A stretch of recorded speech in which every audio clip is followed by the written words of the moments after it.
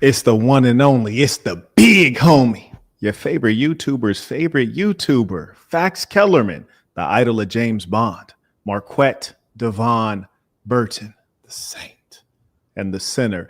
And today we have a fine guest here. We have Mysonne. I'm going to yield the floor for the gentleman to introduce himself. For those of you who might not be familiar, I yield the floor. How you doing? My name is Mysonne. I am a hip hop artist and an activist. I've been a hip hop artist for over 20 years. I was signed to Def Jam Records. Then I got incarcerated in the year of 1998. I was signed to the late great Chris Lighty. I ended up serving 7 out of 70, 14-year sentence for an armed robbery, that conviction that I never actually committed. Came home in 2006, continue to pursue my rap career. But I also came home with a new knowledge of understanding that only Black and brown people were pretty much populating the prisons, and I had to understand why, because a lot of us have been taught wrong.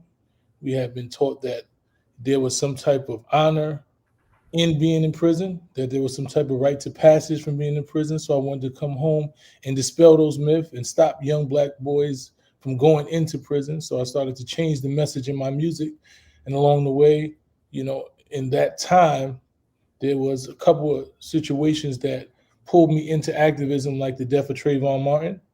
At that point, I had a 14-year-old son, and I was actually in Florida for the verdict, and seeing the man be found not guilty brought me to tears like I never had in my life. And I wrote a poem, which later was heard by Trayvon's mother, which I actually performed for her and have been doing at her conferences for the last 10 years, called What Do I Say to My Sons? And then, which actually pushed me into the final stage of activism, was the death of Eric Gardner, when he was choked to death by Daniel Pantaleo in Long Island in New York City. And that was the first protest I actually went to, where over 500,000 people were in the streets. And then I started to utilize my passion with my purpose, because I felt activism and just speaking on behalf of what's going on in our community was more my purpose, and music was my passion. So I combined both of them.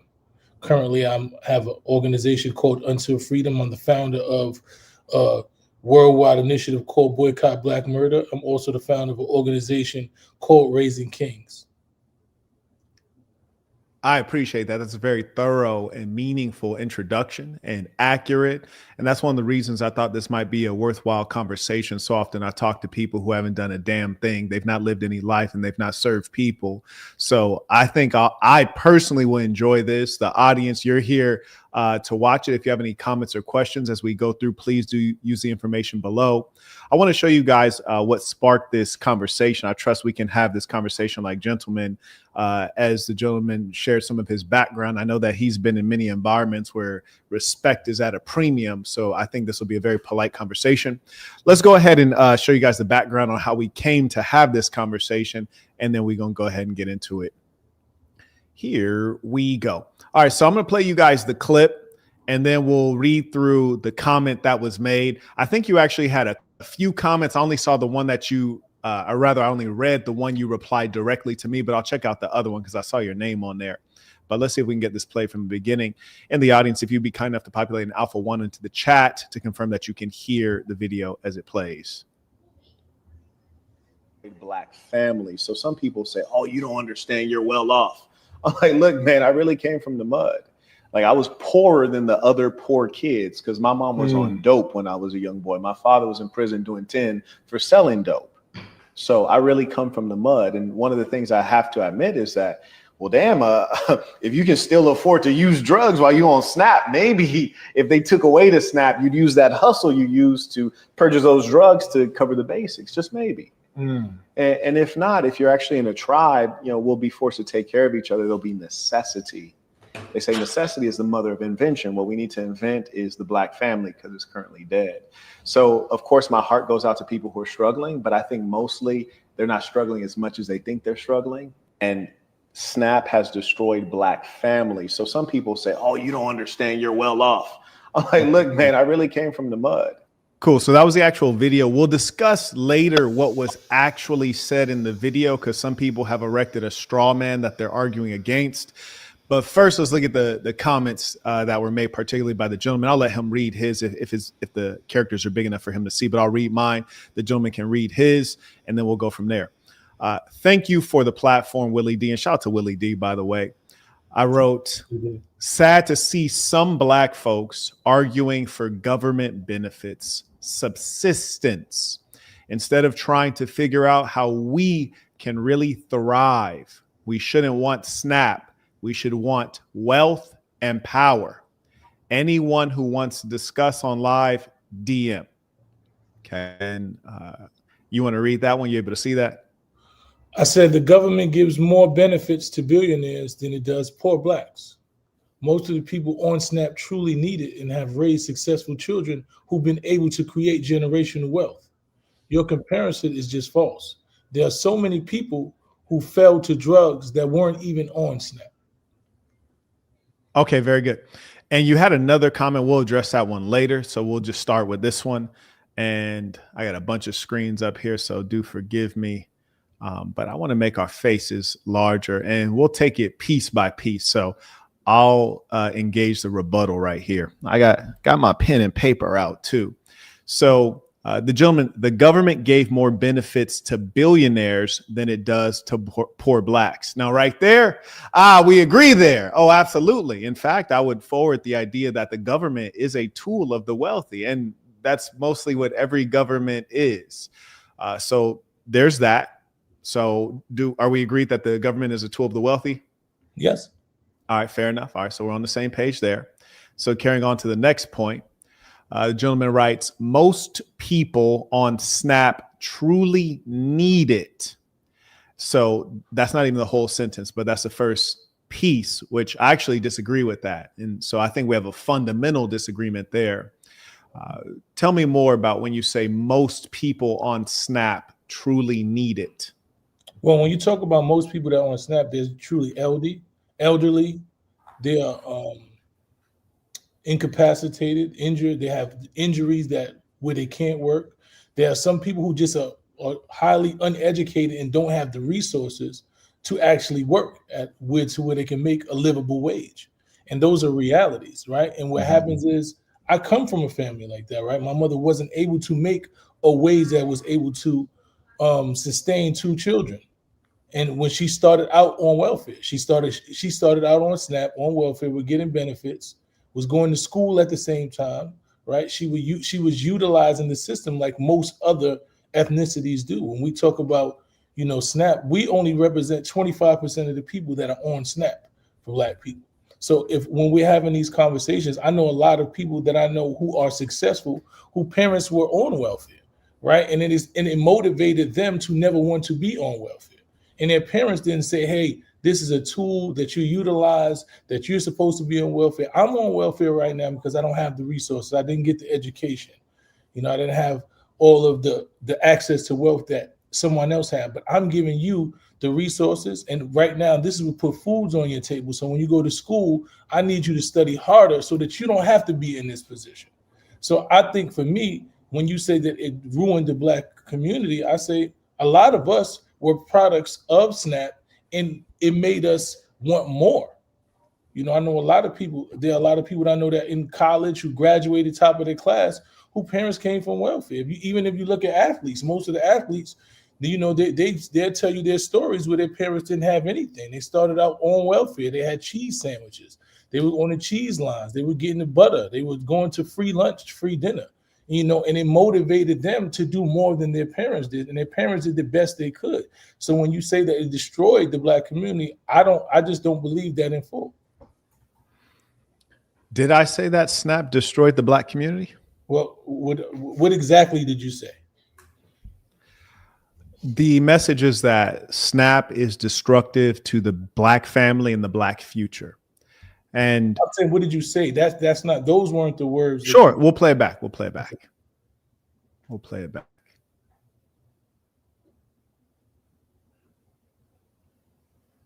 Like, I was poorer than the other poor kids because my mom was on dope when I was a young boy. My father was in prison doing 10 for selling dope. So I really come from the mud. And one of the things I have to admit is that well, damn, if you can still afford to use drugs while you on SNAP, maybe if they took away the SNAP, you'd use that hustle you used to purchase those drugs to cover the basics, just maybe. And if not, if you're actually in a tribe, we'll be forced to take care of each other. There'll be necessity.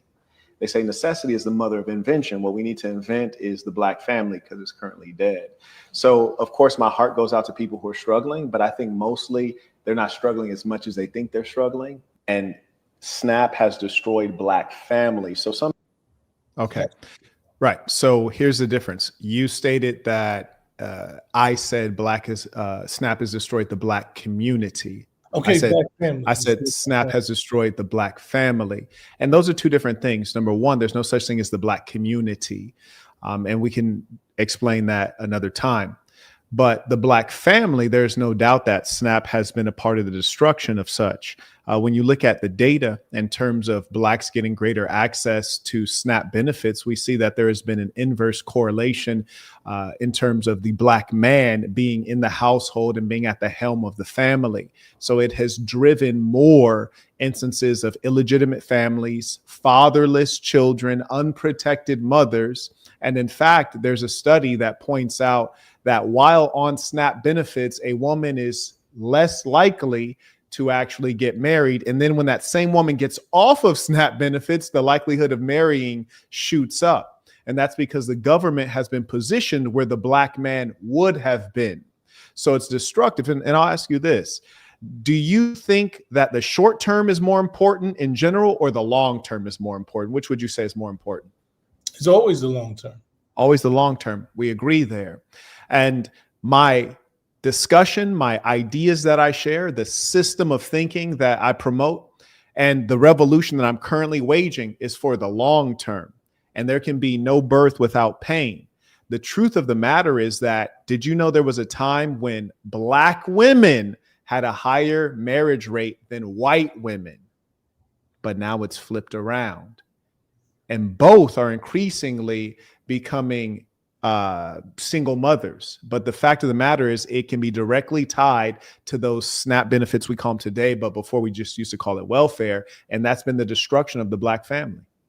Well, I think what we're correlating is two different things. I think the Black family, right? I think what I realized, right, that throughout history and me listening to women, just having conversations with the Black women, there was a time where there was a family unit that wasn't really secure. That woman was staying out of desperation. There was no love. There was no unity. There are Black children that were born in households. There was no love, that they didn't even see passion between parents. There are Black children that said that they wish that the parents that they had probably would have been separated because the mother staying out of desperation because she didn't have need didn't create or foster love in a family. I think what happened now, and because I can say that accurately because I know parents, when we were on welfare, my father didn't have a job, right? But what he did was he went to get a job to get us off of welfare. I think that any man who loves his family is not leaving his household for SNAP benefits. I know that there's this ideology and this myth that Black men left the house because you couldn't be in the household because you couldn't get the SNAP benefits. But my father would leave when the welfare person came. He would leave, put his little stuff in the corner, and when they came, he came back. And what he did was he made sure he left the house and he went and got a job until we didn't need welfare anymore.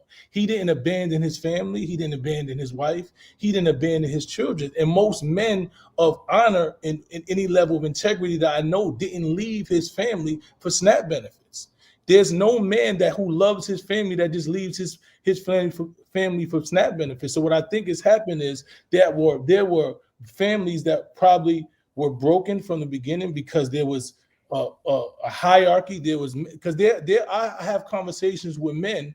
Like you had a conversation I seen on your conversation where there was a man saying, if we could have a conversation and you say something and you sound like a man and I hit you in the mouth, I didn't abuse you, you just lost the fight.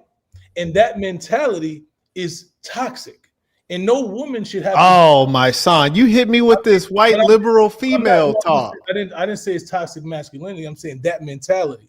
I don't speak like a female. And I think when we talk to men, we can't talk to men and say that they talking like females, because we started off saying something, we're gonna talk with respect. I'm talking to you like a man. I've Yes. never done anything like a female. No, I'm Everything not saying you're talking no, like a female. I'm saying the ideology is it's not white ideology. feminist No. liberalism. What I'm trying to tell you, I've been a man. I'm almost 50 years old, and I've been around men my whole life. Men of honor. I've been in jail around killers. I've been in jail around the most notorious men in the world, and none of them think putting your hand on a woman because she says something that you don't agree with is masculine or strong. So I'm trying to tell you, there's an ideology that certain men have that think because a woman doesn't abide by your rules and you pay the rules, that you have the ability to abuse her. So what happened when Do you mind if I address some of the things you said, because you're kind of going on to a different topic at this point? So let me just finish. So what I'm trying to Okay. say is, when you talk about that SNAP benefits broke up the home, it wasn't that SNAP benefits broke up the home. There was a level of independence that women had in toxic relationships that made them believe that I don't have to be around a man who thinks because I say something he don't likes and he hits me in the mouth that I lost the fight. I'm just making some notes here. Okay. So I would challenge that a number of the things you have articulated are speculative, they're anecdotal, they diverge from logic, and they're very much so what feels good, what sounds good, and what's emotional. And the reason that I say that is because you noted that Black people represent 25% of SNAP benefits recipients. And I know you said that because I wrote it down. Now, that actually doesn't make sense in as much as Black people in America, and I'm not talking about the foundational Black American, because I think that they're more so like 10%, but Black people, which would be inclusive of Haitians and all of these other groups that have a different ethnic background, but Black people represent 13%. So they're nearly twice, they're at 200% of the representation they should be at, kind of similar to prisons. And you spoke about that earlier. You know, we're 13% of the U.S. population, but a much higher percentage of the prison population. We're overrepresented. I think there's a very reasonable story that you could articulate in both cases, but what is certain is that we're overrepresented in a bad way, and it's detrimental. So you stated that as though it was a good thing that we're 25% of the welfare benefits, as opposed to us being representative, which would be 13%. I yield the floor for a rebuttal to that. Well, basically, if we're talking about wealth in America, we only represent 3% of the wealth in America, right? So if we look at communities where Blacks inhabit majorly, most of those are poor communities, right? So if we're in the poorest communities, you know, then more likely we're going to need the most assistance. So the fact that we only represent 25% of it and everybody represents more than that, the whites represent about 40% of it, you know, and they represent 70% of the population, and they represent 83% of the wealth, right? So that there's also a correlation. So what happens is, when you look at the other people who are on SNAP benefits, they've utilized SNAP to their ability, right? If you look at the Jewish population, they are one of the highest, also a high population on SNAP benefits. They utilize the housing of the SNAP benefits. They utilize the housing. They figure out how do they get free housing, and they also own their own communities within the communities they live in, and they also figure out how do they benefit off it. So what I think is what we haven't learned is how to benefit off of using the state's money, like the billionaires have, right? They call and they say we're bankrupt, right? We have our money, but we're not going to spend our money. So we want you to give us your money, and we're going to continue to make more money. I use the example of Rich Dad Poor Dad.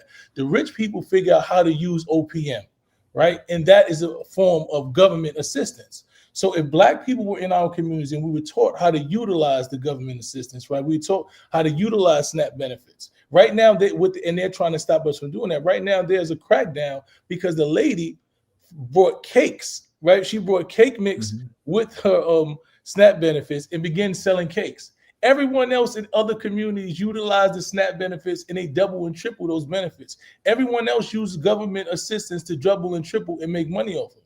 They are intentionally trying to keep Black people poor. So I don't think that the SNAP benefits broke up the Black family.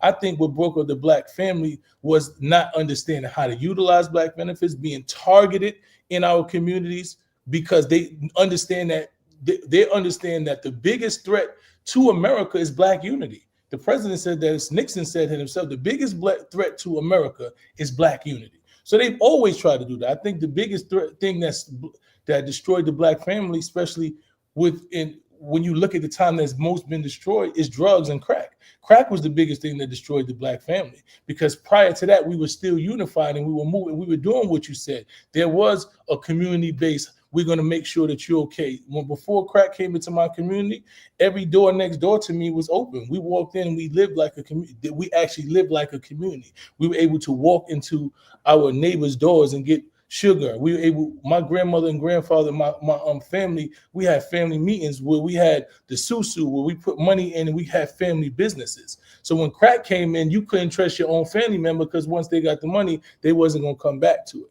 So I don't think SNAP was the biggest thing that destroyed the black family. I think drugs, and that was an intentional thing by the government to destroy the black family. Okay, very good. So my challenge with folks who often take your position, and your position can very much so be described as a liberal position. I don't suggest that to put myself on the other side as a conservative. I'm not a Republican or a Democrat, a liberal or a conservative. I just follow this ism. Marquettism is for the kids. Marquettism saves lives. Now, let's talk about this piece. So we agreed earlier that the government is for the rich. I think we can probably also agree that the government is, and always has been in the United States, organized for and controlled by white people. Would you agree with that? Yes, sir.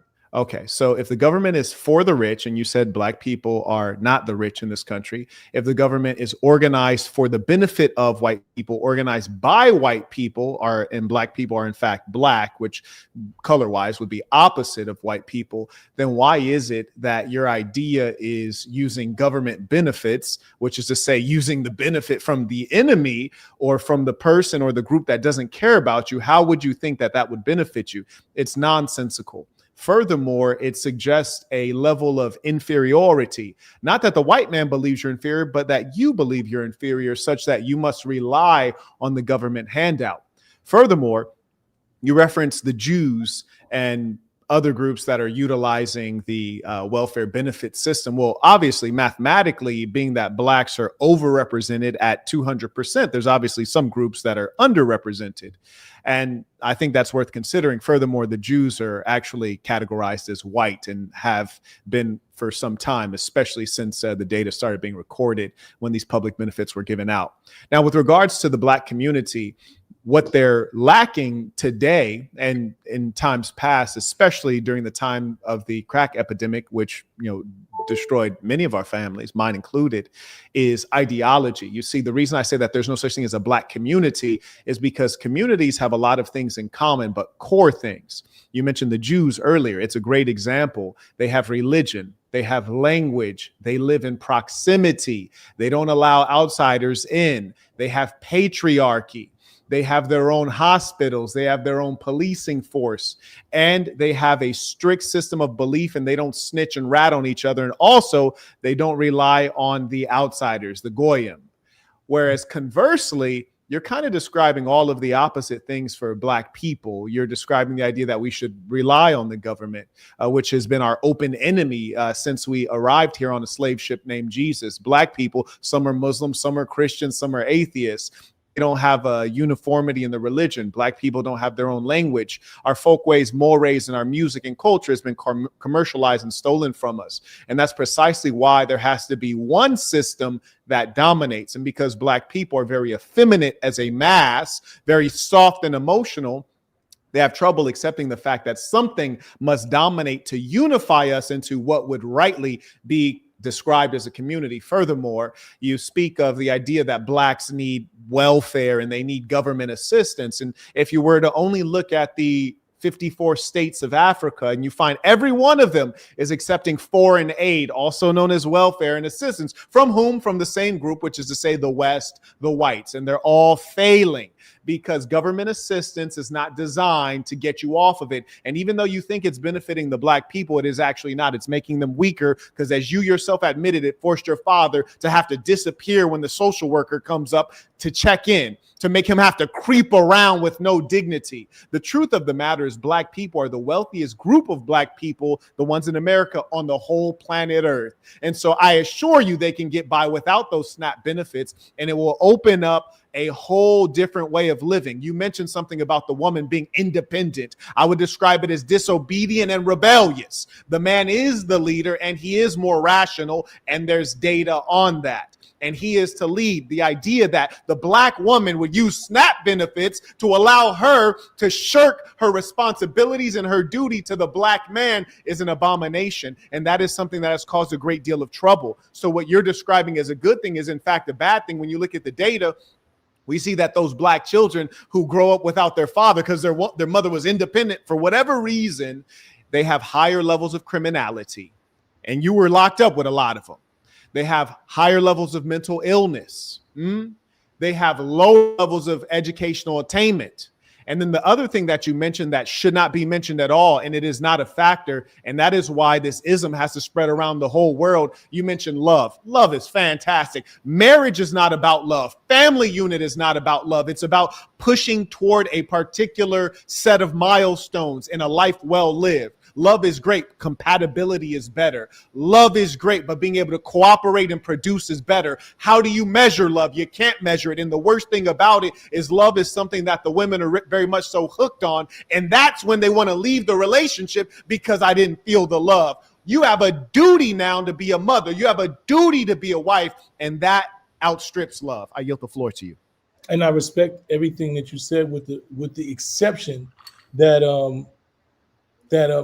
a family unit, it should not have, I mean, you said that there should be compatibility, right? And it can't be compatibility if we have a disagreement, and because we disagree, I lose a fight and you hit me in my mouth, right? Abuse should never be, listen to me, I listened to you, I didn't interrupt you. I just want to say, but I never said that though. Like I don't want people listening to you thinking like I said that. Well, you agreed with the person who said it. You made a full statement. I watched the video.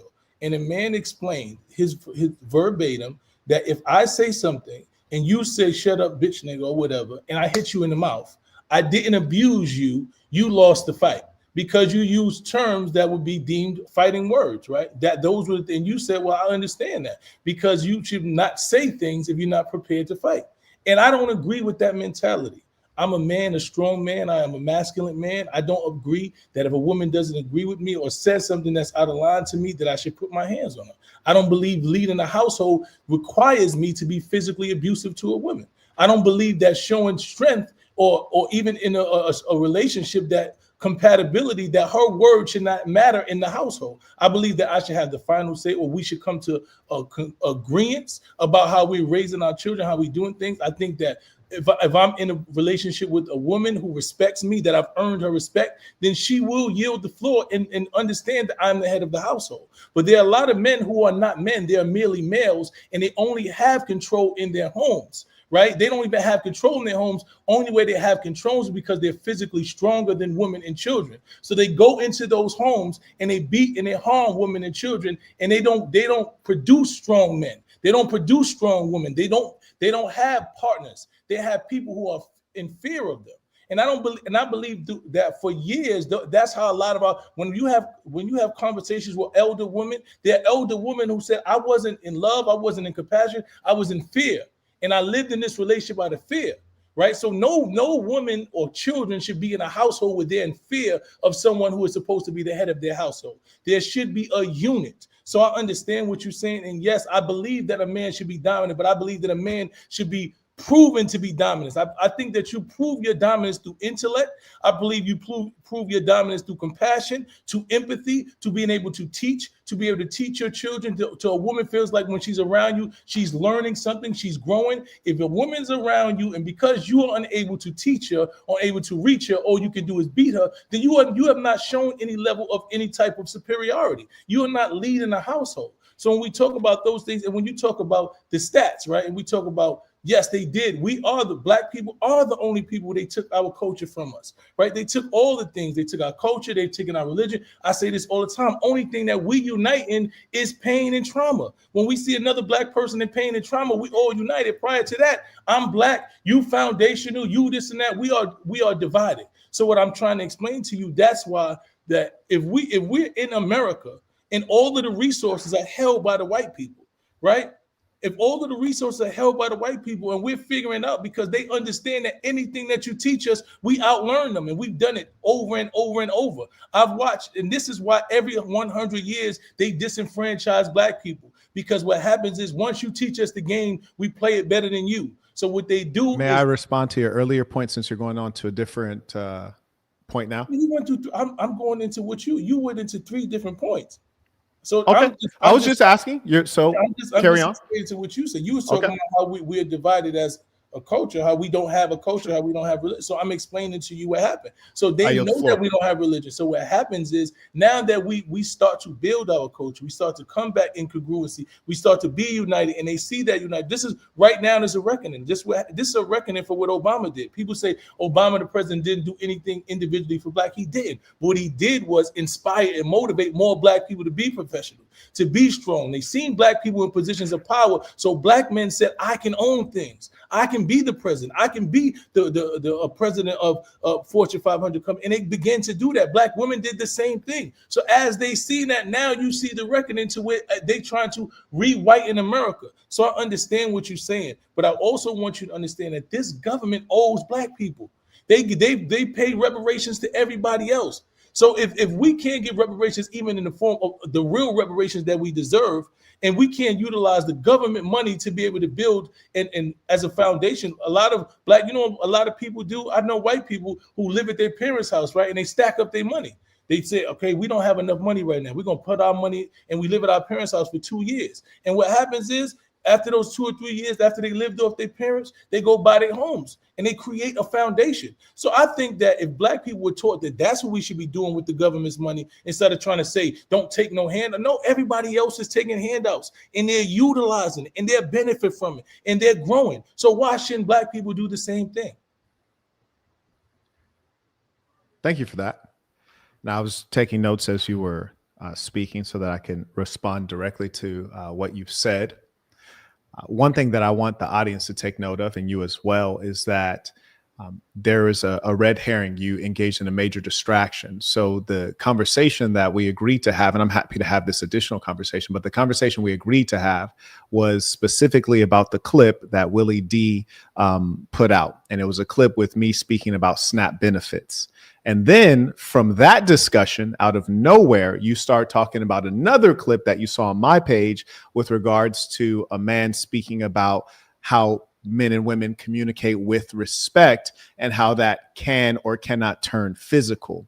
So I just want everyone to observe that that was a major distraction on that one. And I don't think it's really a distraction. I think that you talked about the black family. Right. So we're talking about the black family and you say where was the disconnect and how something broke up the black family and how SNAP benefits replaced the man. And I want you to understand that in my point of view, that I don't believe SNAP benefits. So I didn't yield the floor, and I appreciate that. But that is to bring emotionalism and to pull on the heartstrings. It's not a logical argument, and it's not even a part of what we were discussing. You basically try to position me as someone who approves of beating women and referencing a clip that had nothing to do with the clips that we were talking about. And this is it's almost like a mudslinging tactic, honestly. But I will address it, and I will double down and stand on everything that I've said. Now, one thing I like about you, there are a number of things I like about you, but one thing I like about you is that you're against. I actually appreciate you.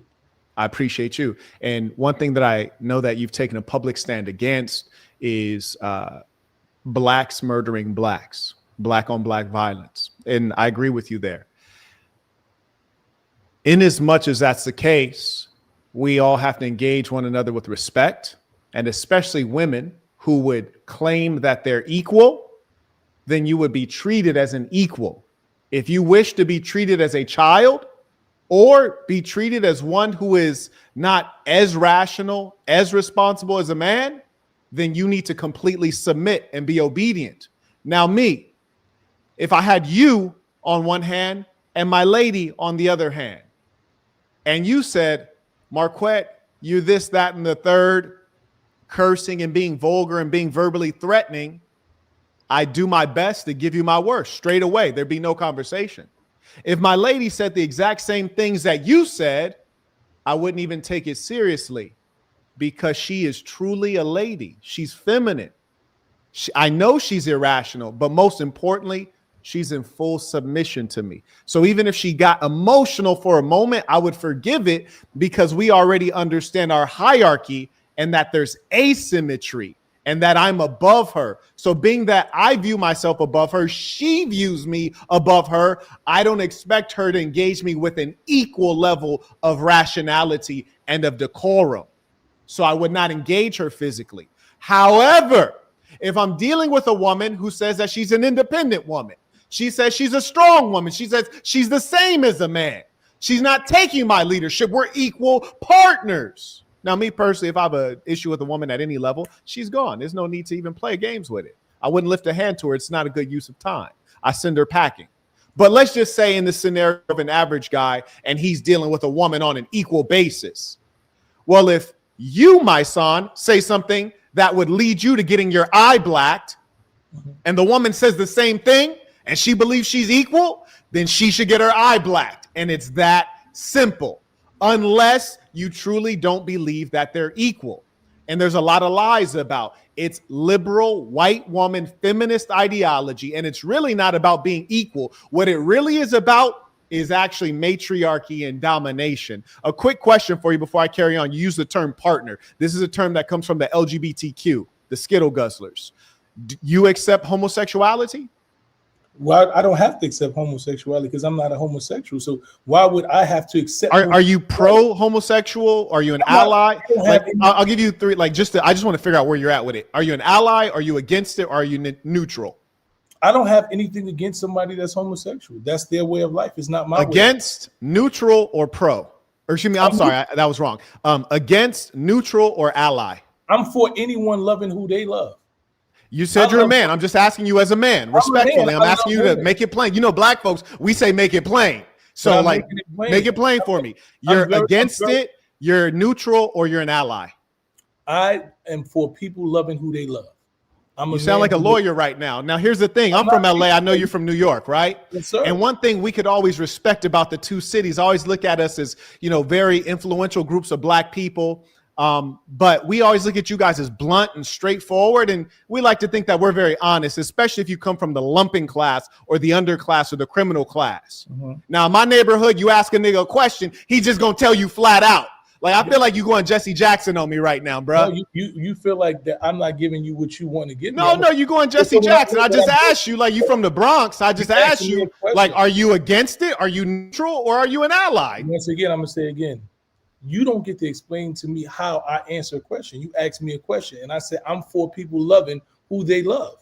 Okay, so you're okay with a grown man loving another grown man. Being okay with if that grown man is okay with loving that grown man, that's his decision. That's not okay. Got you. Understood. Now, so that's why I used the term partner earlier. So this kind of ideology that you believe in and that you're sharing, this is the ideology that's extraordinarily destructive to the black family in particular, and all families in general across all of the racial categories, racial and religious. Because number one, you're talking about independent women, and then you're talking about love. Families are not about love. They're about compatibility, business, moving forward, surviving and thriving. That's what it's actually about. And then when you talk about, you ask the older women, they weren't happy. They weren't in love. That's fine. Grandma had 9 kids, and it was very common that everybody's grandma and great grandma had 5 kids, 6 kids, 7 kids, 8 kids, 9 kids, 10 kids. Apparently, things were doing all right. You see, what you're describing is the unruly, disobedient nature of woman in general, but particularly a woman who's traumatized, particularly a woman who's unprotected. A woman should not be leading herself. And what has happened is that they've led themselves to destruction. They think that they're thinking clearly and making good decisions, and they're not. And we can see all of the outcomes as a result. And it's shown up in all of the bad things we've been seeing happen, particularly in the black community. Now, another thing that reeks of this white woman liberal ideology, you brought up Barack Obama, who, number one, is irrelevant to the conversation. Number two, he's not done a damn thing for black people. I find it offensive. Number three, as a foundational black American, he's not one of us. He doesn't have the same heritage. And number four, he did more for the LGBTQ because he actually passed legislation and went to bat on their behalf. I find him to have been a stain for black people. Did I vote for him the first time around? Absolutely, because just like most of us, I was swept away. I was swept away with seeing my image reflected at a high level. And then I realized, oh, he's not like us. He's not like us. And many of us are lost. I am the souls of black folks. Black people have the highest level of religiosity in this country right here. And that's because black people are a people of spirit and rhythm. And that's all of us around the whole planet Earth. We're deeply religious, spiritual people. And if you go to the continent of Africa, for the things that you said you're okay with, the LGBTQ stuff, there's capital punishment in many places. There's a death penalty because black people, that is against the souls of black folks. And you're a hip hop head. You may remember the time when hip hop was black, when hip hop was positive, when hip hop was political, and when hip hop embedded our culture, and you would hear people say things like no homo, or you finish battling somebody, especially in New York, and you would say, and I can't even say the word right now, that's all been ripped out of our culture by the liberal whites. What they did was they commercialized our culture. They put it on social media. They put it on Netflix. And then they told us who we are. Before, they used to observe us in our ghettos and then reflect our image in Hollywood. But now Hollywood tells us who we are and then we follow it. And that's how you get a Lil Nas X. And that's how you get Mysonne, the general, telling me he can't speak up straight like a man and say, I do not condone the abomination of a man laying down with another man, especially a black man, because that reduces our population. The black woman aborts more children than she gives birth to. Her birth rate is like 1.9. You need a birth rate of 2.1 for replacement and for growth. And we cannot have all these people, males laying with males and women laying with women and black women abort children because we are being reduced. You talk about reparations. You say the government owes us something. Maybe they do. But one thing I can promise you is they ain't giving you a damn thing. You ain't going to get 40 acres. You ain't going to get a mule. What I'm doing is I got Burton Plantation, 62 acres. We're giving out 2 acres, $30K. It's a hell of a deal. And building a cooperative community where we have farming and all of the things that you need for your children, including homeschool. But what I'm not about to do, I'm not about to wait for a government that I already know hates me. Because goddamn it, the government hates the white man too. He ain't doing a damn thing for the middle and lower class white man. Why in the hell would he do something for me? So I tell you this, logic. I asked you, what's more important, short term or long term? You said long term. Dig this. If we believe that the black man in America, the black family is owed something and we want to get it, you have to get it through force because that's how it was taken. It was taken by force. Malcolm X, one of your New York brothers, told you, you can't ask to get free. You got to take it. So if we want to be able to compete, we need population. We need education. We need religion. We need heterosexuality. We need unity, leadership, and patriarchy. The things that you're talking about being a partner and focusing on love and not having reproduction, those are all things that destroy us. And that's what's happening right now. There will be no reparations. We have to build up our population and take the reparations by any means necessary.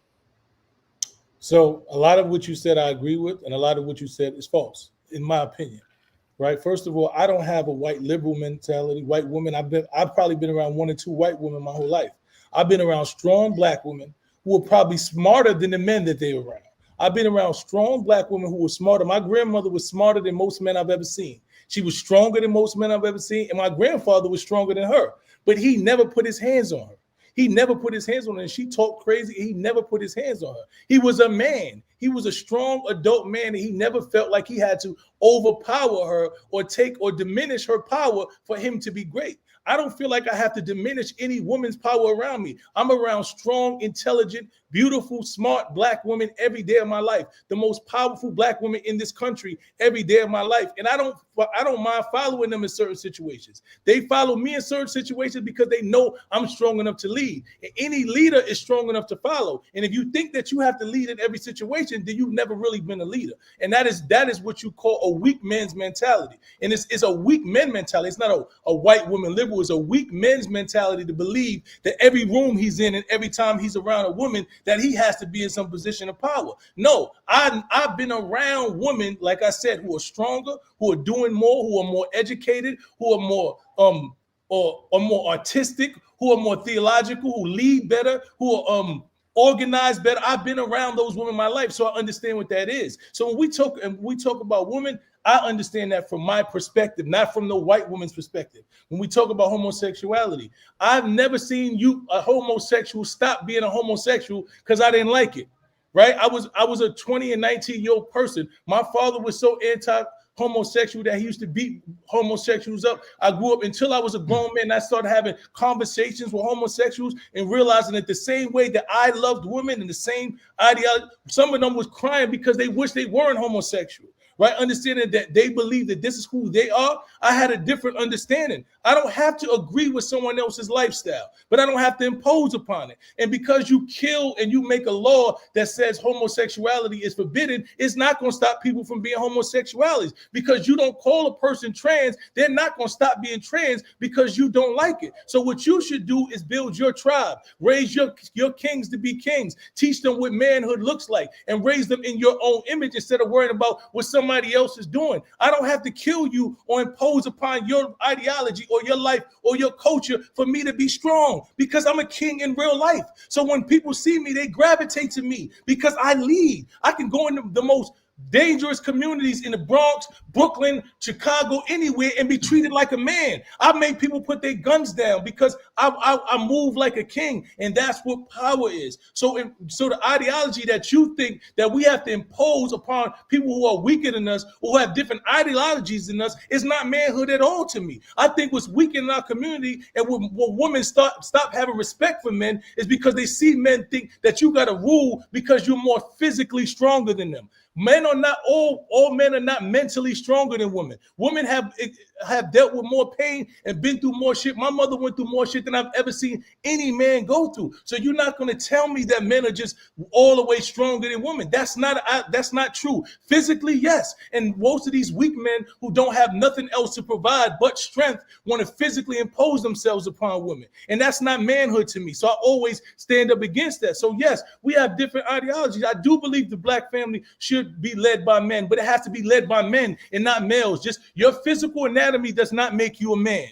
Because you can put your hands or physically do something to me doesn't make that you're stronger than me or you have some level of hierarchy over to me. When you want to be a man, lead with your mind, right? Because if you look at the strongest people in the world, Hitler was 5'3", he led with his mind. If you look at people who had people that followed them, they led with their mind. So I understand that the strongest tool on a man is his mind, and a woman will submit to a man who has a mind. I don't have to hit a woman to make her do what I want her to do. I don't have to impose my will for my woman to do. And if you're in a relationship, and if you're in a marriage with a woman, so since you don't like the term partner, if you're in a marriage with a woman and you can't get her to submit to you because you are strong mentally and she believes in you, then you're in the wrong relationship, and you should find you another relationship. You should not stay there. You should not impose your will upon that woman. You should not threaten that woman. You should not have to do all of that shit. Your kids are supposed to follow you because they see strength in you.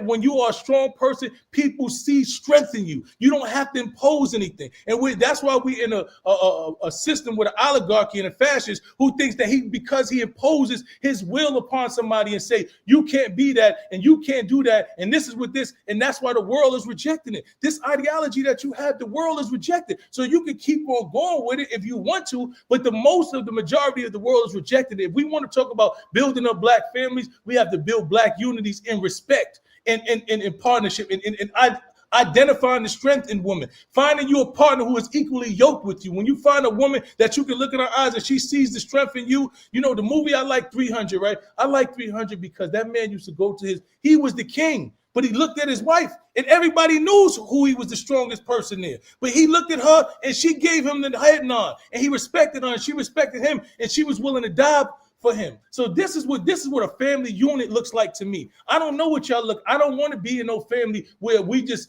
just a business and you doing what the fuck excuse my language. I apologize. You weren't supposed to coach. I apologize. and you're doing what I say because you're physically scared of me. Or I have to impose rules upon you that goes against your moral compass for you to be with me. So if that's the type of society that you think we need for Black people to win, I don't want to be in that society. I want to be in society where people are here because they want to be here. I don't want you to be in my community around me out of fear. I don't want that. And the real kings and people who really led that I follow, they didn't need that. So, that's what you believe is going to bring Black unity back and Black community back and Black foundation and family back. We just have two totally different ideologies. And I respect yours, but I'm standing with mine. Again, I want everyone to note that Mysonne again has suggested that I've promoted laying your hands on women. I've never done that my entire life. And I also, you're interrupting me at this time, sir, if I might complete a sentence. I've never done that in my entire life. I've never promoted it. I've had no experience with that. And this is how we know for sure that you're representing the white woman liberal ideology, because the main thing that you hear them talking is this, right? Because may I complete a sentence? We said about respect, right? So stop equating me with anything that has to do with a white woman. All right. So just it's their ideology. You see, it's their ideology. I would take a liberal ideology, but don't equate nothing that. No, they're the ones. We're in a matriarchy. Once again, I've explained to you that I've never been around white women, so I don't have a white woman. You don't have to. Even if you're around Black women, even if you're around Black women, you're still around liberal white woman ideology. That's what you're not catching up with. Black women today are the result of liberal. My mother hated all. You keep on speaking. Because what you're doing, I didn't interrupt you like this. But you're not interrupting me. I didn't interrupt you like this. You're saying things that we already started. I didn't interrupt you like this. You were positioning me as a woman beater, and I didn't even interrupt you. You said something. You positioned me like I'm Ike Turner, and I let you keep going. I didn't say you. I said the ideology that I didn't say that you ever put your hands on a woman. I never said that's my ideology. You can go to thesassin.com, THESASN.com, and click what is Marquettism, and you won't see one thing about laying a hand on a woman. So that's not my ideology. You said that in this conversation. You just said if a woman speaking to you like a man and she feels like she's equal, then I will punch you in the face. You said I would black. I did not say that. You said if you're incorrect. Certain things, and this is again, you find this with the Democrats. This is mudslinging. You didn't say that? This is mudslinging. So is what this is. This is mudslinging. So explain to me what you said then. So you have to calm down and remember the fact that I had the floor. So you don't interrupt me and then start asking me questions while I'm talking. So first you interrupted. You said you were clarifying something, and then you went. I've not tried to disrespect you. I've not tried to disrespect you. It was disrespectful. No, you're letting me know that you're offended by it, and that's fine. Sometimes we'll get offended. I'm offended by the fact that you are suggesting that I promote the idea of laying a hand on a woman when I've never done anything of the sort. Oppositely, I recommend people to leave the woman if it ever comes to anything like that. So yeah, I find that offensive, but not so offensive that I become emotional like a woman and then start interrupting. There have been times that you were talking and I said, may I ask you this? Or may going back to the same thing. And this is what I'm saying. Why do you keep interrupting? Because you're saying I'm being emotional like a woman. And I'm telling you, I'm explaining to you this. So that because we can stop the conversation. If you don't think that you can move forward without comparing me to a woman, then we can stop. No, I'm telling you that we're all in a matriarchy right now. We're in a matriarchy, which is a female-led society.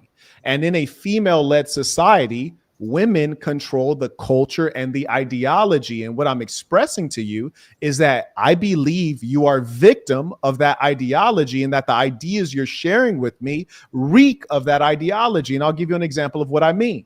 The male versus the female, we have a different nature. For example, females tend to be ones who want to bring people together. They're more accepting and they're all about equality.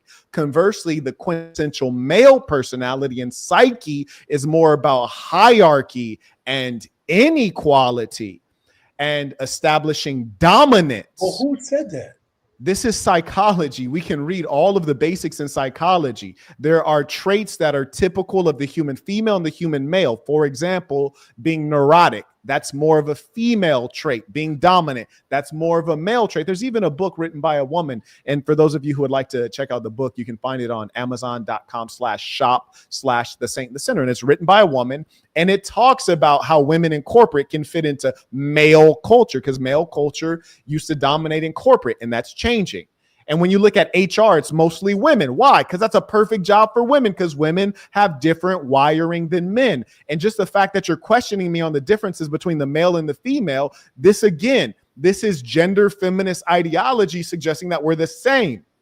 We're not the same. Now, you ask, why am I suggesting that you have feminist mentality? Is because earlier you went out of your way to describe, I know so many women are strong, and, my grandmother was stronger than so-and-so, and the guy from 300, King Leonidas, couldn't make a call without looking at his wife. And you've gone to great lengths to explain that the woman has to lead at some point. And what I'm telling you is, the good news for you is that what you believe in is dominant right now. It's dominating right now throughout the Western civilization. And that is why Western civilization is in decline. So I'm going to get back to my earlier points before I was interrupted. And again, I want everyone to know, for those of you guys watching, I want you guys to know, to be honest with you, if I saw the gentleman in real life, I probably wouldn't have this conversation.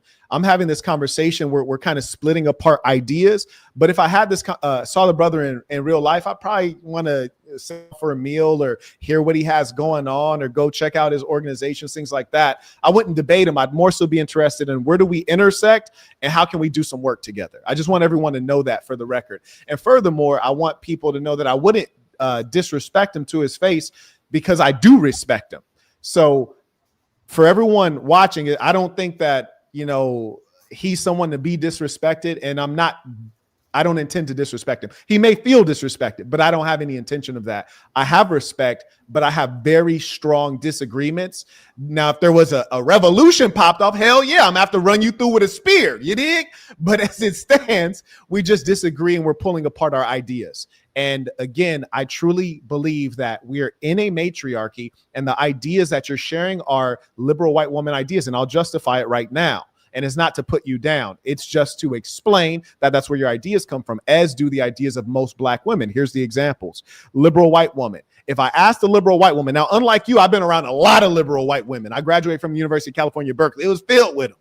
They nasty too. But anyways, if you said, liberal white woman, are you for Barack Obama or against Barack Obama? They'd be like, I'm for him. Okay, boom, that's liberal white woman. Liberal white woman, are you for the independent woman or are you against the independent woman? She'd be like, I'm for the independent woman. That's liberal white one. You also said live and let live with regards to the LGBTQ. I'd say, liberal white woman, are you for the live and let live, or do you believe that there should be order, rules?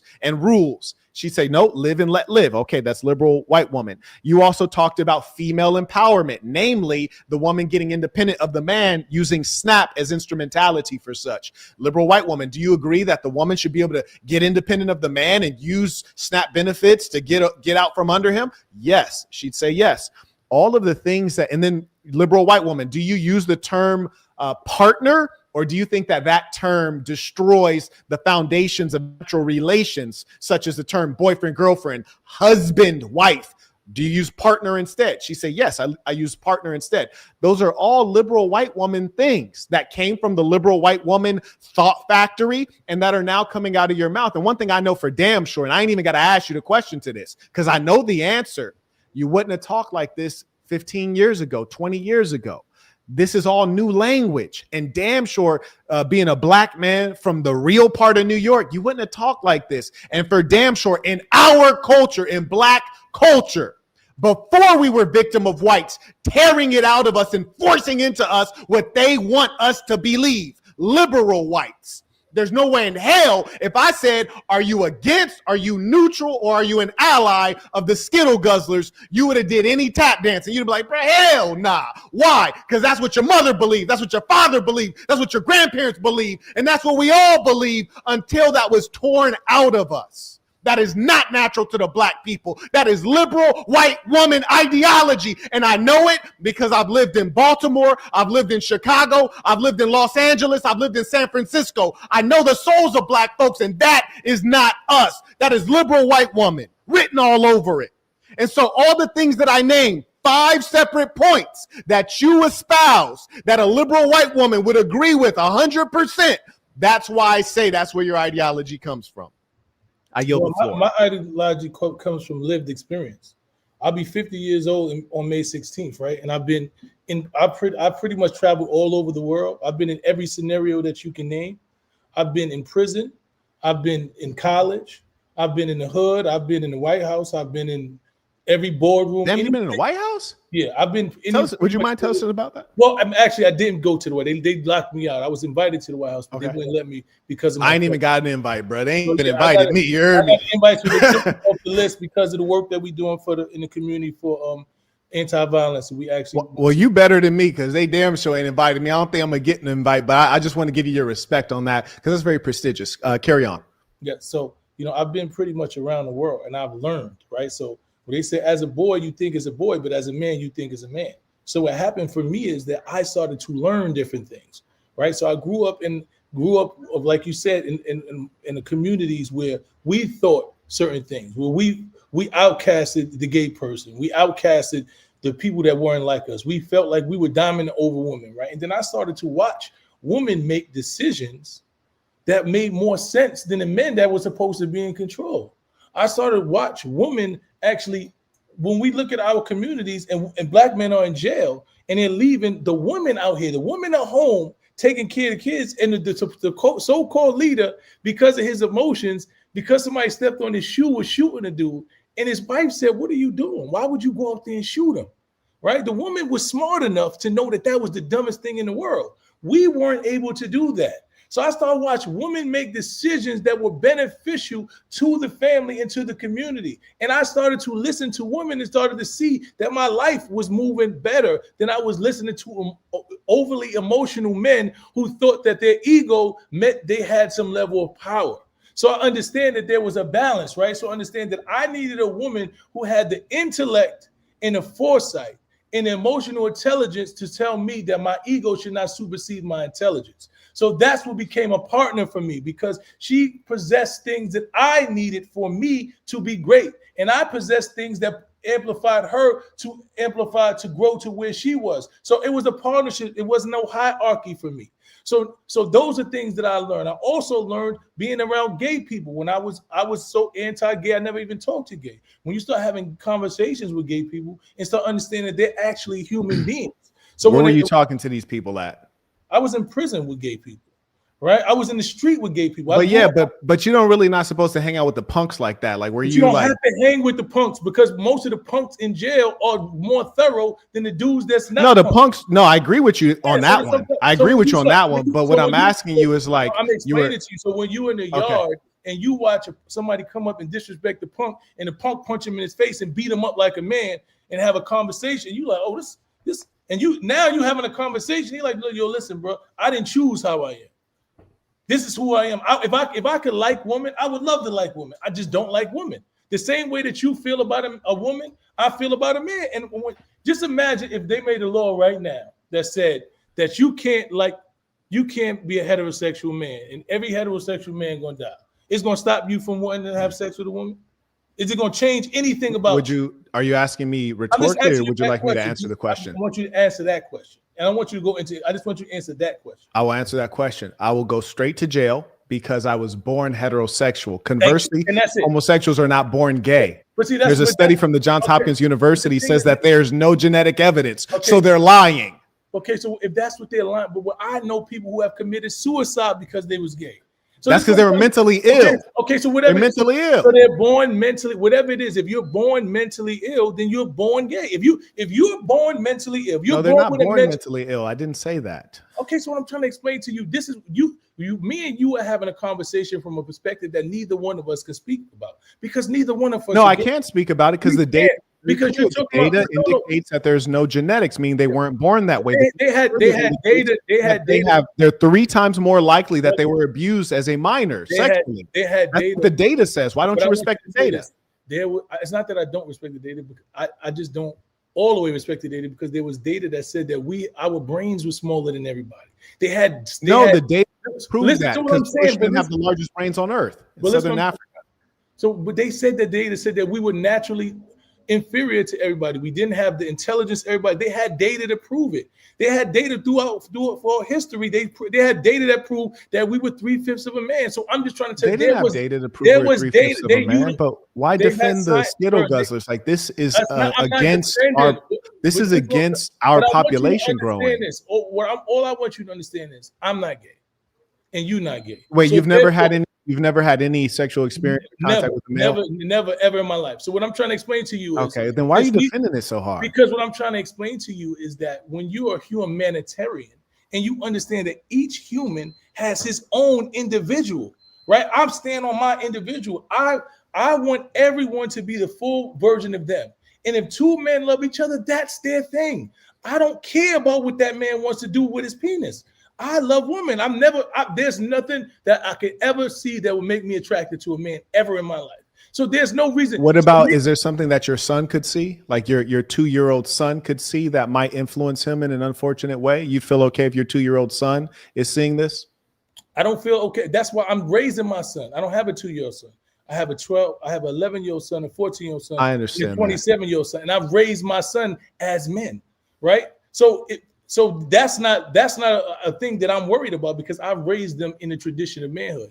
And if for some reason that's not what they grow up to be, then that's what they've done. It's not my situation. I'm still a heterosexual man and gonna always be. I'm just tripping. So you're tripping because there's. I'm tripping because you said you were like indifferent, but you're really an ally. Like you're a promoter of that stuff. That's crazy. Like you're going hard for them right now. Like that hurts me. So that hurts me. You giving me the thing is that you had a conversation. Right. And you made all of these things and you said, you're saying this because of this, and you're doing white women. And I'm explaining to you why I don't have any white woman ideology. I'm explaining to you why I have lived life experience. Right. And when you have lived life experience and you have conversations you're around people of different ethnicities, different sexualities, and you actually listen and you learn because you're intellectual and you actually want to learn from somebody, then you learn something different. I don't have to agree with someone's lifestyle for that to be their lifestyle. And that's the conclusion I came to. I came to the conclusion that me agreeing with your lifestyle does not make it not your lifestyle. It doesn't change who you are.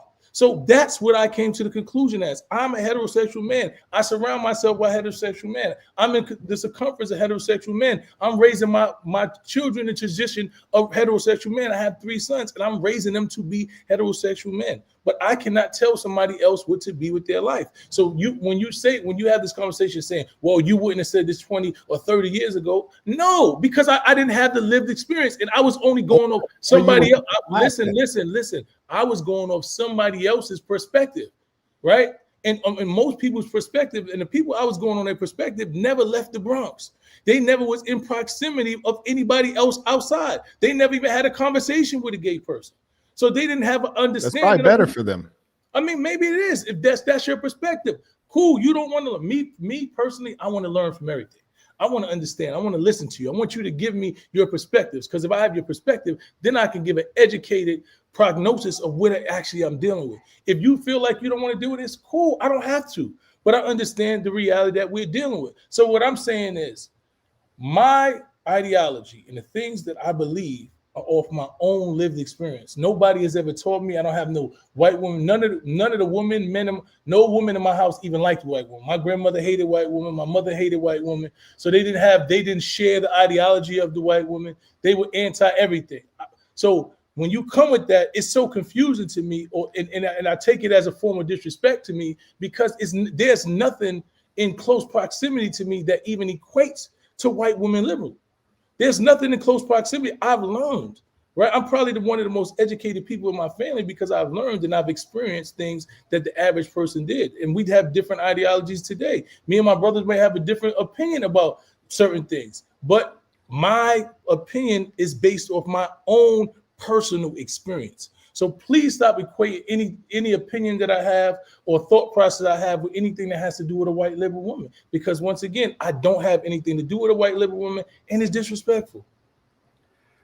I understand why there is confusion, because what I'm saying is novel. It's an idea that very few people have heard. I say that Black women are liberal white women, and there are many other demographics that are liberal white women. And when I say this, it's the first time people have heard it, so I have to unpack it. And so I get that it's just shocking because it's the first time you've heard it. But what you describe as your education and your experience is often, it's not education, it's indoctrination. And so when you leave your community, your village, your tribe, your culture, and then sometimes you move up a little bit socioeconomically, the whites start to groom you into different ways of thinking and being, the liberal whites, because they're the ones who want to go in your midst. Conservative whites are outright racist. Many of them, they don't even want to be around you, but the liberal whites will get around you and then they'll try to turn you from a black person into a liberal white woman. And it happened without you even knowing. For example, I think it's peculiar that we have such little respect for ourselves that we think when we leave from around where we grew up, from the Bronx, from Los Angeles, from Compton, from Chicago, and we get around all these liberal white folks. Now we figured out the world. Now we can see. Now we understand. No. Now you've been exposed to great levels of filth and indecency and degeneracy. So you've been exposed to different cultures. What I would like to say, as one who has been exposed to many cultures, inside, and I didn't talk while you were talking again, sir. I did not talk while you were talking, sir. I understand what you're saying, and I have the good fortune that I too have been around many cultures. I filled up 4 passport books. I've been to more countries than anyone I know, and maybe more than most of the people you know, including the politicians. And I probably know a lot of the politicians that you know. You know, I know your mayor, Bloomberg, who was mayor for some time, billionaire. I know a lot of the folks you know, ones who have run for president and failed. That's how I know they're wicked. So when we talk about going around the world and getting cultured, well, let me talk about the world. If you travel through the 54 countries of Africa, that's a hell of a lot of countries. You could fit America, the continent, North America. You could fit Europe and China in the continent of Africa. That's a lot of countries. And overwhelmingly, they say that to live that lifestyle is filthy and unacceptable. You go through the Middle East, which is rising up rapidly, UAE and Dubai and Abu Dhabi and Saudi Arabia and Qatar and Oman. They all agree that kind of behavior is destructive for the public morality. You go to Singapore. The architect of Singapore, Lee Kuan Yew, says, oh, this doesn't seem like a good idea. He's a pretty smart guy. You go to China, they have entire policies against what they call the lady boys, the effeminate males, and they try to push off the culture that has been popularized by those South Korean pop singer bands where the guys look like girls. And that all started with an Asian immigrant in America who was very wealthy and used to fund these people and make them look like females or children, young boys, because he was a pederast. Now, here's the funny thing. There's only one place you can go on the planet Earth. There's only one group of countries you can go to on the planet Earth. Where they tell you that a man laying with a man, oh, let it go. Woman laying with a woman, live and let live. That would be Western Europe, not even Eastern Europe, Western Europe, where the people are loose and slack and sick. They're perverts. That's a Western European sickness that you have caught as a Black African or as a Black human. That's not our culture. That's not the culture of the red man. That's not the culture of the Arab. That's not the culture of the Black. That's the culture of the liberal Western white person. Again, you're interrupting me. I didn't interrupt you. I did not interrupt you. This is time number 5. And I always warn the audience when that truth start getting out, that's when they start interrupting. Because once again, you're telling me what I've been infected with. I know what you've been infected with because what you tried to say, one second, what you tried to say is that once one gets experience and they get exposed to different peoples and different cultures, then all of a sudden they think that it's okay for a man to go up another man's backside. As long as it's not bothering anybody. And I just told you that I've been to more countries than I can name. I've lived in foreign countries. I've opened businesses in foreign countries. I have more experience than most of the politicians you probably are getting paid by. I know the world. No one can lie to me about this world. I've been through it. So with that being the case, it's not experience that opens you up to filth. Now, here's my problem with what you said earlier. This is why it's so problematic.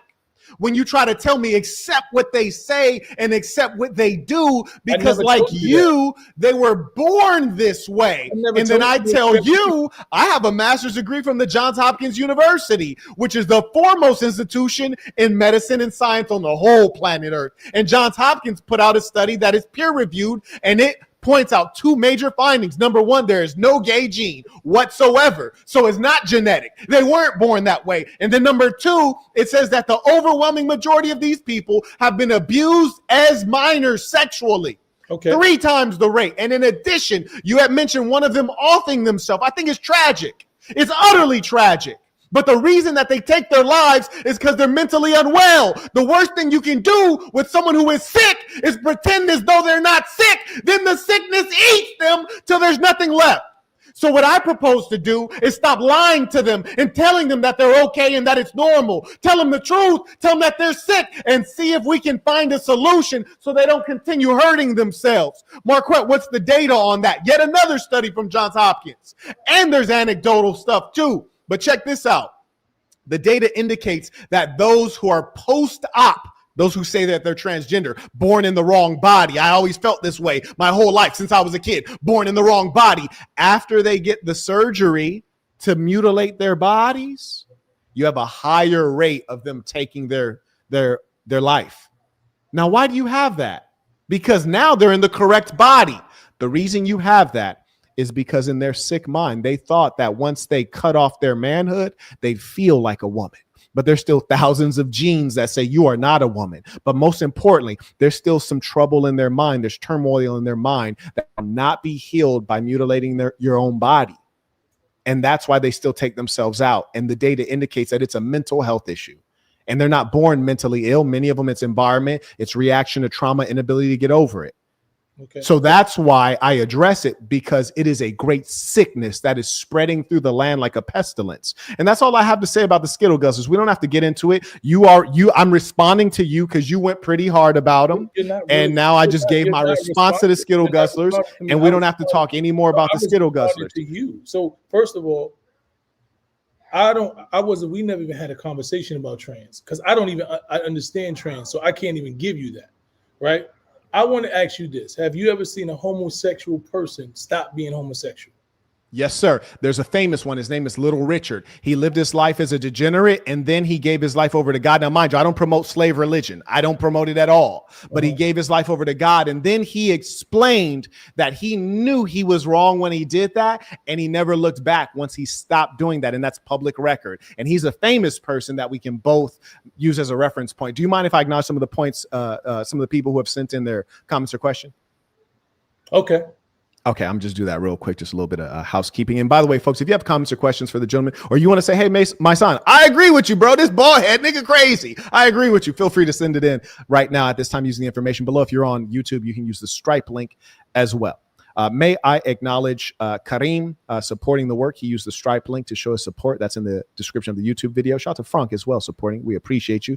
May I also acknowledge Ernest always coming through. Shout out to Caleb as well supporting using the Stripe link. And I appreciate you guys not using the Google Corporation because they banned me for telling too much truth. Shout out to Perry using the Stripe link as well to support. And shout out to Edward who came in super strong using the Stripe link. Appreciate you. May I also acknowledge Mr. Doe as well supporting. Shout out to Patrick supporting the work. And may I also acknowledge via Venmo, shout out to Pawan. He writes peace to the saints supporting the work. Shout out to Caleb as well, sent in tuition. He was always very consistent. May I also acknowledge Ricardo. He writes peace to the saints, tuition for this live. Respect to Debo in a tuxedo. Assassin Austin in the house. And by the way, you guys might not know, but my song got bars. I got to give him that. That I ain't taking away from him. His music is very quality and very uplifting. Shout out to Johnny, comes in with tuition via Venmo. May I also acknowledge Arthur. He writes, Saint, he an ex-con. This liberal talking point is how he's making his money. Cut the check and he'll change the tune. May I also acknowledge Ramon. He writes, one of the most frustrating things that can occur in a debate is when you debunked someone's point, then afterwards they carry on like that point wasn't debunked already. Peace to the saints. I also acknowledge Francisco. Writes, I came across many males like Mysonne. Thank you for exposing his ideology. Peace to the saints. I also acknowledge via PayPal. Shout out to Mr. Gardner. He writes, peace of the saints. I've been busy, but I'm happy to catch a live. Oh, absolutely. I also acknowledge James. He writes, peace of the saints. Quet, while you were doing your street debate in ATL, you coincidentally came across a girl I sent a message to you about talking.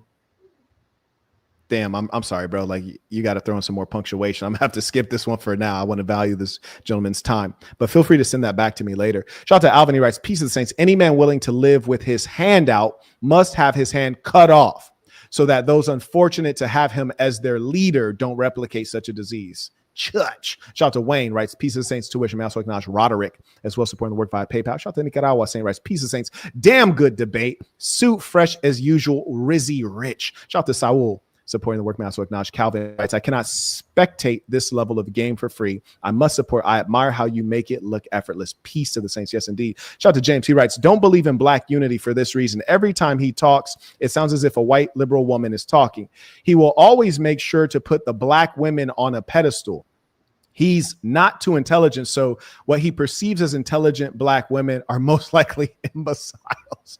Shout out to Michael coming in, supporting the work via PayPal. Shout out to Dominic as well, writes, peace of the saints. Tuition. I appreciate each and every person who support the work. I yield the floor to you.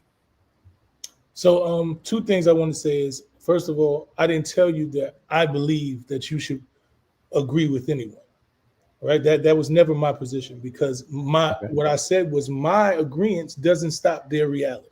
So I'm not telling you what to accept or not to accept, right? I'm telling people have their own ideologies and their own belief systems. And I surround myself with people who have the same belief system and ideologies that I do.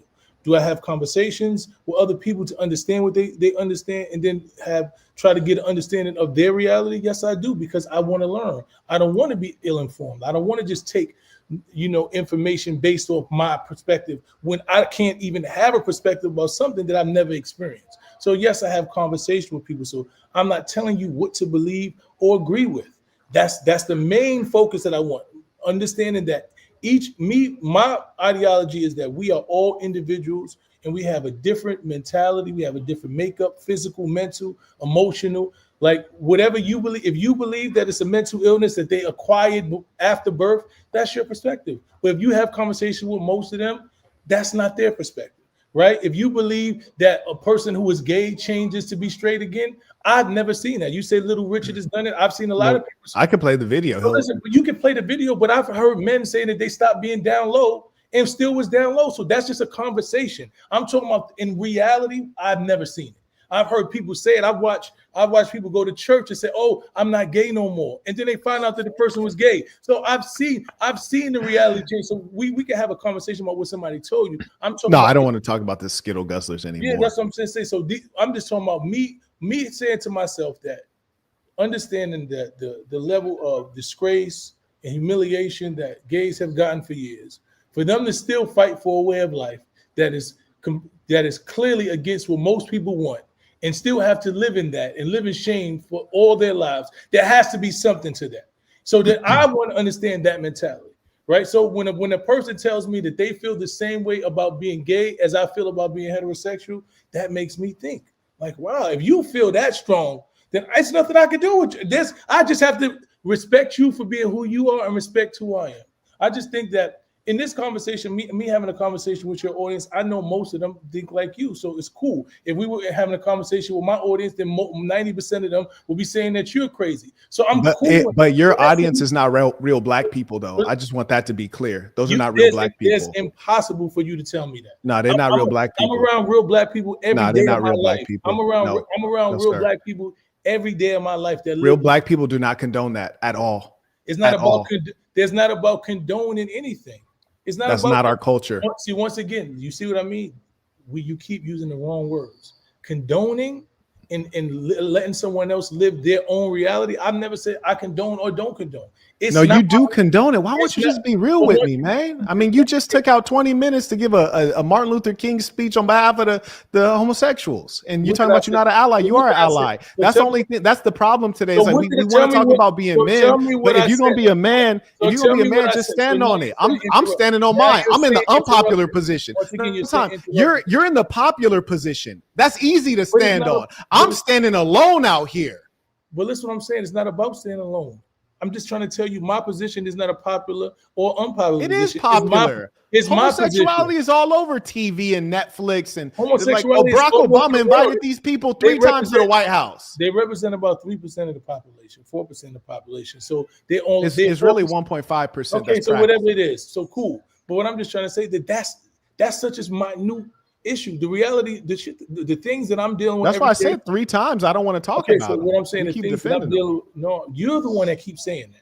Once again, I literally said I don't want to talk about. Okay, so the things that I deal with on a daily basis about stopping, violence in the Black communities, and educating our kids, and teaching them about manhood. I have right to passage programs that teaches about manhood, so that they don't have to be misled about gender and all of those things, right? So that they're not misled about who's influencing them. That strong Black men are influencing them about principles of manhood, right? So this is what I do on an everyday basis. So you having this conversation with me, I have to be able to deal with youth every day that have different mentalities, that have different ideologies, have grown up in different households. So when you're dealing with these youth and you're having conversations with them, the reality of what you think and a person that has to deal with this on an everyday basis is just different. So I don't expect you to understand my reality. Just like I don't understand your reality, because whatever you're dealing with in your circumference, in your circle, is not what I deal with on an everyday basis. I deal with youth every day.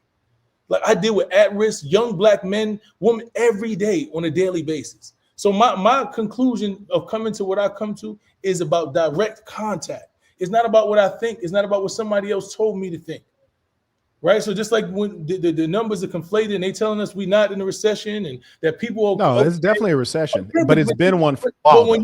But the data doesn't say that. So when you keep telling me No, the data actually does say that. They're lying about the data. The definition of a recession is 2 consecutive terms of declining GDP. We saw that under Biden, and it continued on under Trump. But that's what I'm trying to explain to you, is that the data that they put out there is always skewed to fit a narrative of whoever's in control of something. So I don't care about data. I care with direct human experience. That's what my data is. My data is not what I think. It's not what I heard somebody else say. It's what I experience on my everyday. Right. So that's what I'm trying to tell you. And the reality of the situation is that there are many different kinds of Black people. We are not a monolith, and we are the most divided individuals in this world. And we're going to be divided until a great leader forces us into oneness. And that's why Africa is weak, because it's 54 separate countries with different currencies, different languages, different tribes. The reason that Africa gets outperformed is when you look at who do they compare Africa to. I just saw a recent political commentary. They said, Africa is going to rise up and they're going to become like China and like India. I'm like, no. They're like, Africa has just as many people as China or just as many people as India. I said, here's the difference, though. Africa's 54 separate countries. China's one country under a strong man. India's one country under a man. Africa's a bunch of countries. Some of them are even run by women, like 2 of them. It's crazy. So they have to be forced together, just like the United States used to be different territories. There's a Louisiana Purchase. There's the Mexican-American War that was started by the aggressive imperialists on purpose so that they could take control. That's why the Civil War happened. Not to free enslaved Black people. That's ludicrous. But rather to fuse together the country for more power. That's why Europe is the European Union. Started out as a European Economic Cooperative Community, and then they made it a stronger formation because you're stronger together. Now, once you force something together, does everyone feel like their opinion is honored? Hell nah. And that's not the truth of the world. A democracy where you think everyone gets an opinion, that's called a majority rules system. Majority rules. And it may make considerations for the minority. So the Black people will yield to one dominant ideology. And the most dangerous thing is the white liberal ideology. Oh, accept everything. It's okay. There's different types of families. No, there's a man leading. He's the patriarch. The woman follows. He may have one wife or more because we're Black people. We're not white people. Our heritage says one wife or more. There will be no sexual deviance. The children will obey their parents. Younger sibling will obey older sibling. There will be a defined hierarchy, and things that you mentioned, which are uncommon. Domestic violence, uncommon. That's not true. That is true. It's statistically factual.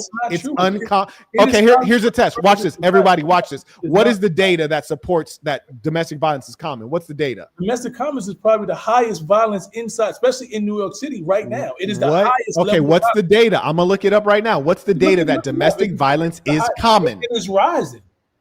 What? You said it's common. So what's the data? Don't check right now. So don't check. I don't know the exact number. It is the highest. Okay, so how can you feel so confident on something that you don't know? I don't know the exact number. Listen to me. I go to the community meetings with the police where they have the violence reports and domestic violence. Police are only required to have a high school diploma, number one, and number two, they deal with criminals. They deal with criminals and people who are suspected of crimes all day. So if they have the data and you feel so strongly, tell me right now without looking. Look me in my eye, King. Just tell me what the data is because you felt so strongly. I'm telling you that it's the highest. And that's my problem with you. That's my problem. You should not feel so strongly about something you don't know. I do know. I'm telling you. But you just told me. I just said, what's the data? I didn't tell you the exact number. I'm telling you that is the highest form of violence in our community right now. That's what. Well, let me ask you a question. Let's use some logic as men. As men, let us reason. Let us reason. You said it's the most common type of violence, domestic violence. Is that correct? Yes. Okay. And domestic violence is a term that comes out of the matriarchy to create a different category of violence. Because let me use some logic here. This is the matriarchy. Let me uncover it for you. If I were to punch you in the face out in the public, that's called assault. Yeah. If I were to punch my wife in the face in the privacy of my own home, that should be called assault. Wow. Because it's literally the same thing. It's the exact same act. Pardon? It's a domestic violence. It's you. Correct. You don't have to interrupt me. I'm getting there. The reason that it's recategorized as domestic violence is because the matriarchy, it doesn't seek equality. It seeks control and dominance and to be above. So it recategorizes something that we already have laws on the books for to make it more sensitive when it happens to women. It's a bigger deal. Well, that's matriarchy because it's not about equal protection under the law. It's about additional and novel rights. Now, you're interrupting me again. Let me finish. Let me cook. Because what you're saying is not factual, though. No, but I only talk facts. You're the same guy that I just asked you. I just asked you to explain the study that made you feel so strongly and you couldn't reference the study. I didn't have to tell you this. I told you that it's because you feel strongly with no information, but I'm responding to you, but you keep interrupting me. Do you mind if I complete a sentence? I deal with violence interruption every day. I understand that. May I complete a sentence? I was explaining a logic to you real quick. I just want to explain this logic real quick. You said that domestic violence is the most common form of violence. And what I'm using logic while you're looking up your data, what I'm using logic to explain to you is that makes perfect sense. If that's true, you don't even have the data. But if that were true, it makes perfect sense because violence is going to occur with people that you're around. And you're going to spend the most time with people that live with you. So it doesn't mean that men are necessarily more violent toward women. It means that they spend more time with women because we're heterosexual and we live together. So it's a logical thing. But when you suggest that domestic violence is common, this is completely ludicrous idea. And that's why you didn't have the data. It's your feelings. I yield the floor. But once again, it's not my feelings. It's that I'm in. Well, then why don't you have the data? Because I don't know the exact number right now. Then why do you feel so strongly before you have the data? That's not rational. I know this, right? 53% of Black women report experience of violence yearly. 53%. So of violence? Of what form of violence? Of domestic violence. What percentage of Black men? What percentage of Black men? None. They said Black women, roughly 40% have experienced physical over with an intimate partner. 53% are doing it yearly. Let me see. I don't know what the Black men is. Mysonne, do you understand my point about why would you feel so strongly before you actually have the data? Let me tell you why I feel so strongly, because I'm in meetings, right? And I do anti-violence work. So when we doing anti-violence work, we have to know what violence we have to look to when we go in communities and what resources are needed for said community, right? So if we have to do violence work to do anti-gun violence, then we have to send experts and people who know how to to deal with gun violence. So those are the resources we send in the communities. Right now, the biggest and growing form of violence in our communities is domestic violence. So there is an overwhelming amount of resources being sent in our communities to deal with domestic violence. That's how I know. I didn't know the exact number, but I know when we sit in the meetings and we have to talk to the government officials and they say, okay, this is the violence. You have been lowering gun violence in the communities. That's been working. Right now, the highest form of violence in our communities is domestic violence. Is that That's true? how I know that. I'm telling you. Is that true? I'm telling you what they say in our communities. That doesn't even sound right. Okay, well. Because 70% of Black families don't have a man in the household. So it doesn't even sound logical. I don't know where y'all getting that from. You're getting that from a census, right? Because you're getting a census. 70% of you saying that 70% of Black families don't have a man in the household. That's the census that goes based on what you said, SNAP. Well, most of them are not there, when they go there. So they're utilizing the system. But Black men, especially Black men, are probably the most present in their sons' lives and their families, their kids' lives than anybody else. This is a fact. This data. No, you're misstating that. What you actually mean to state is not that Black men are more present, because statistically they're not more present, they're more absent. However, the Black men who are present tend to give greater richness and experience to their children. But frankly, I don't even think that's a major value add, to be honest with you. I think that, again, goes with the matriarchal view, which is the suggestion that men and women are the same. And because we're the same, the man needs to put in as much time with the kid as the woman does. And that's another effort of the woman to force the man into unnatural behaviors and allow her to step out of the maternal role and step into the man's role so that she can go to work and she can have her job and she can go out and be unruly and promiscuous. That's what that is. Well, I don't agree with that. I mean, that's your fair enough. Fair enough. I'm just saying, when I'm sitting in these meetings, because we actually literally do the work every day, and we're looking at the data and we're seeing that the rise in domestic violence, and usually domestic violence comes when we're in a recession, and when, just like during COVID, it was one of the highest violence was domestic violence. Why do you think that was in the house? Because everyone was in the house. Exactly. Exactly. So, and most likely when the economy is bad. And why are you arguing against something that is just the most obvious, basic thing? It's like you put people together for long amounts of time, trapped inside. They're going to disagree. And in the case of the Black woman, she has a foul mouth. And the Black male is effeminate and emotional. So you put together a weak emotional male and a foul-mouthed harlot, you're going to have violence. So the solution is not following after your white buddies and the Democrats that are running New York and try to, we need to stop violence. No, what you need to do is establish order. Make the men actually be men. I agree with you on the part of them being males. Make them actually be men. Okay. And then make the women behave like females and watch their mouth. Now, another thing that you had mentioned earlier that I thought was curious, you had mentioned parents.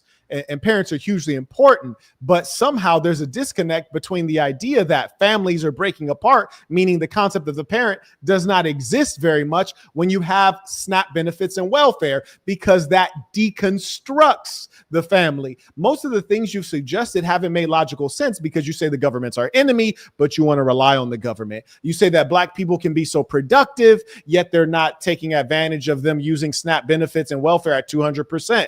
And what I'm telling you is that we do need to clean up the Black people, but it's going to come from us. And it has to be an authentic ideology from us, not what has been given to us. And you're plugged in with the government, and I understand and I respect that. But we can look at the data, and the data shows us that the greater the government benefits have been, the worse outcomes have been for the Black people. So your solution has been underway since the 1960s, and it's failed.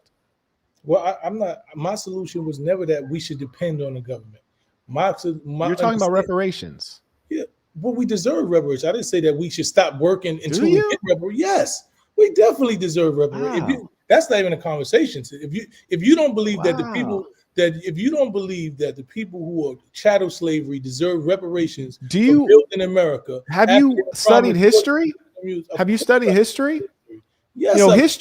History is the record of warfare of one civilization invading and dominating another civilization. And what we can certainly agree on is there are some civilizations that are more vicious and barbaric, namely the European civilizations. In fact, you might not even use the word civilization, but all the same, when you find one collective destroys another collective, like say what the Romans did to Carthage, there's almost never a case where they turn around and say, oh, we're sorry, do over. We want to fix everything. The case? Now, you don't have to interrupt me. You don't have to interrupt me. You did it to me 4 or 5 times. You keep saying that. You don't have to interrupt me. But the point is that there have been small instances where there has been reparations paid, and I'll make some notes of them.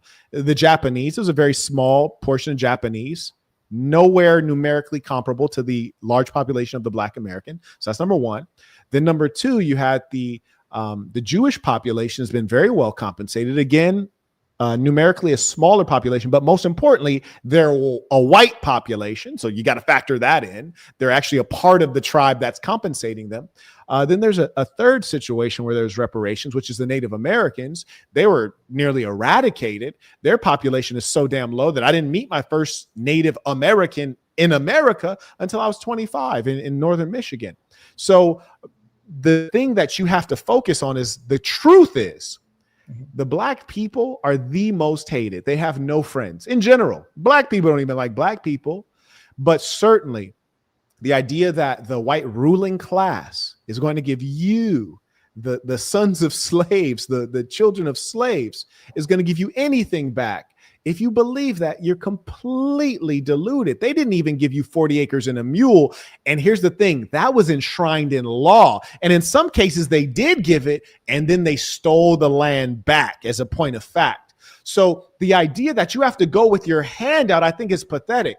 If you look at certain wars, like maybe the Crusades, for example, or even you look at the Moors that have taken the Black Moors, took over Southern Europe. Did the Europeans say, hey, give us reparations? They said, no, we're going to rebuild and we're going to go to war with you and we're going to expel you and we're going to take control and we're going to dominate you. We're going to steal your history and in some cases erase your history. But we don't need a handout. We're going to take ours back. And I'll give you one last example.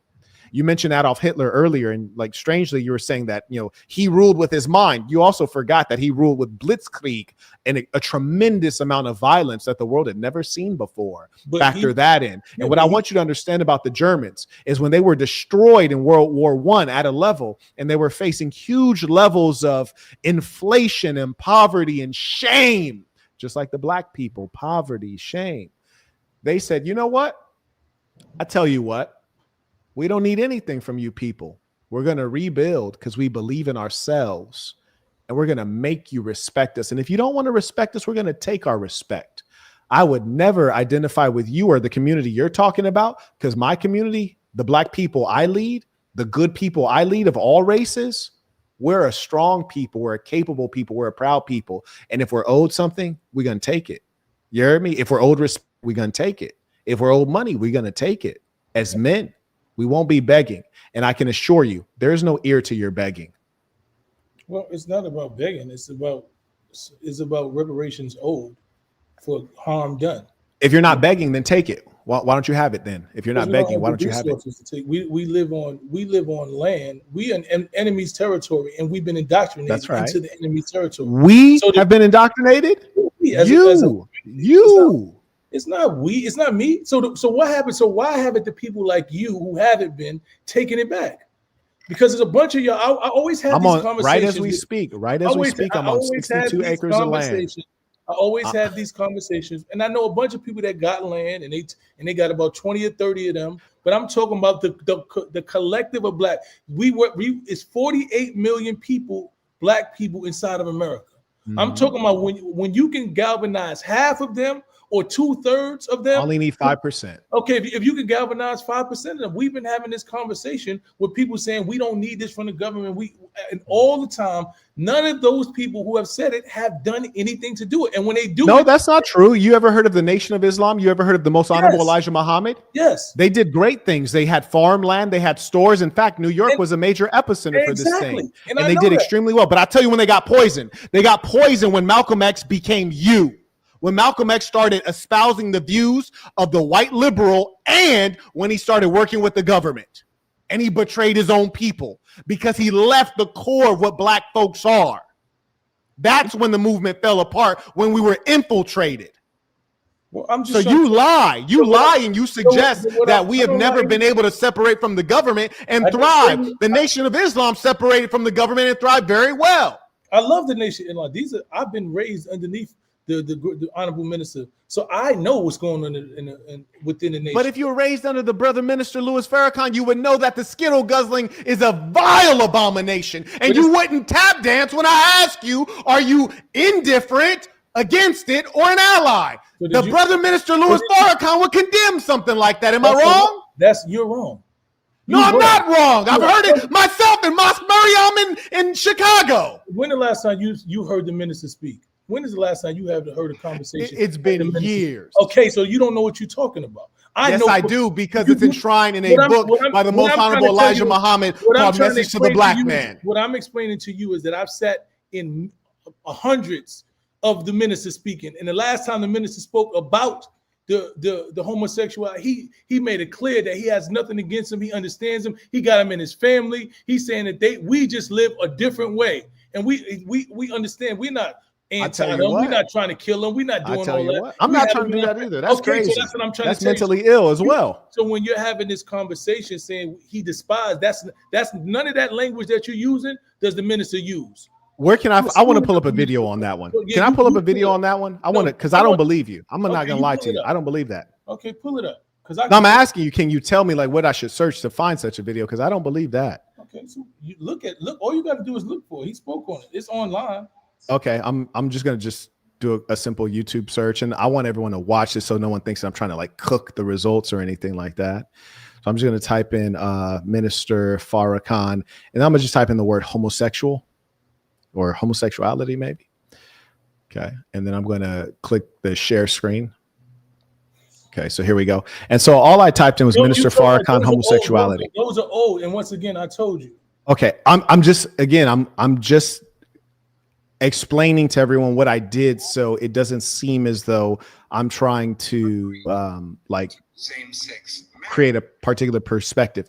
So I'm going to do two things, if you don't mind. He's old right here, and he's young right here. So I'm just going to click this one, and we'll listen, and then I'll click this one. So here's a young Minister Farrakhan, and here's an old Minister Farrakhan. Do you mind if we just listen to each of them briefly? Okay.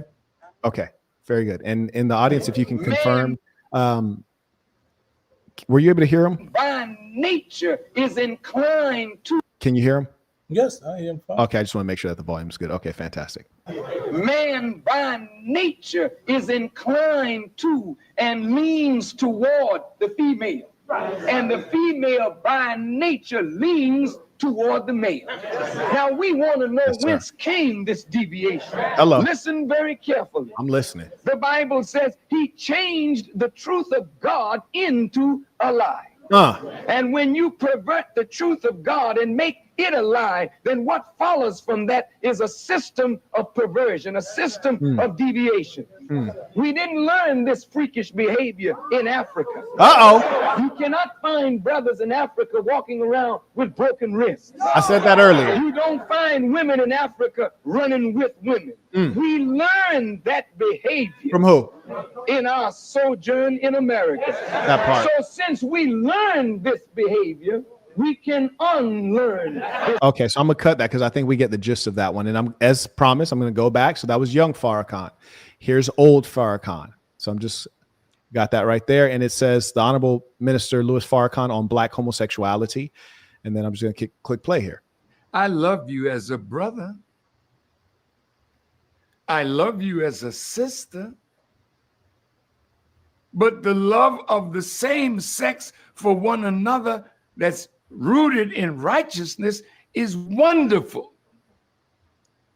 But when we take it to the extreme, which Satan has caused us to do now, we have gone to the extreme under the tutelage of a real satanic mind. Okay.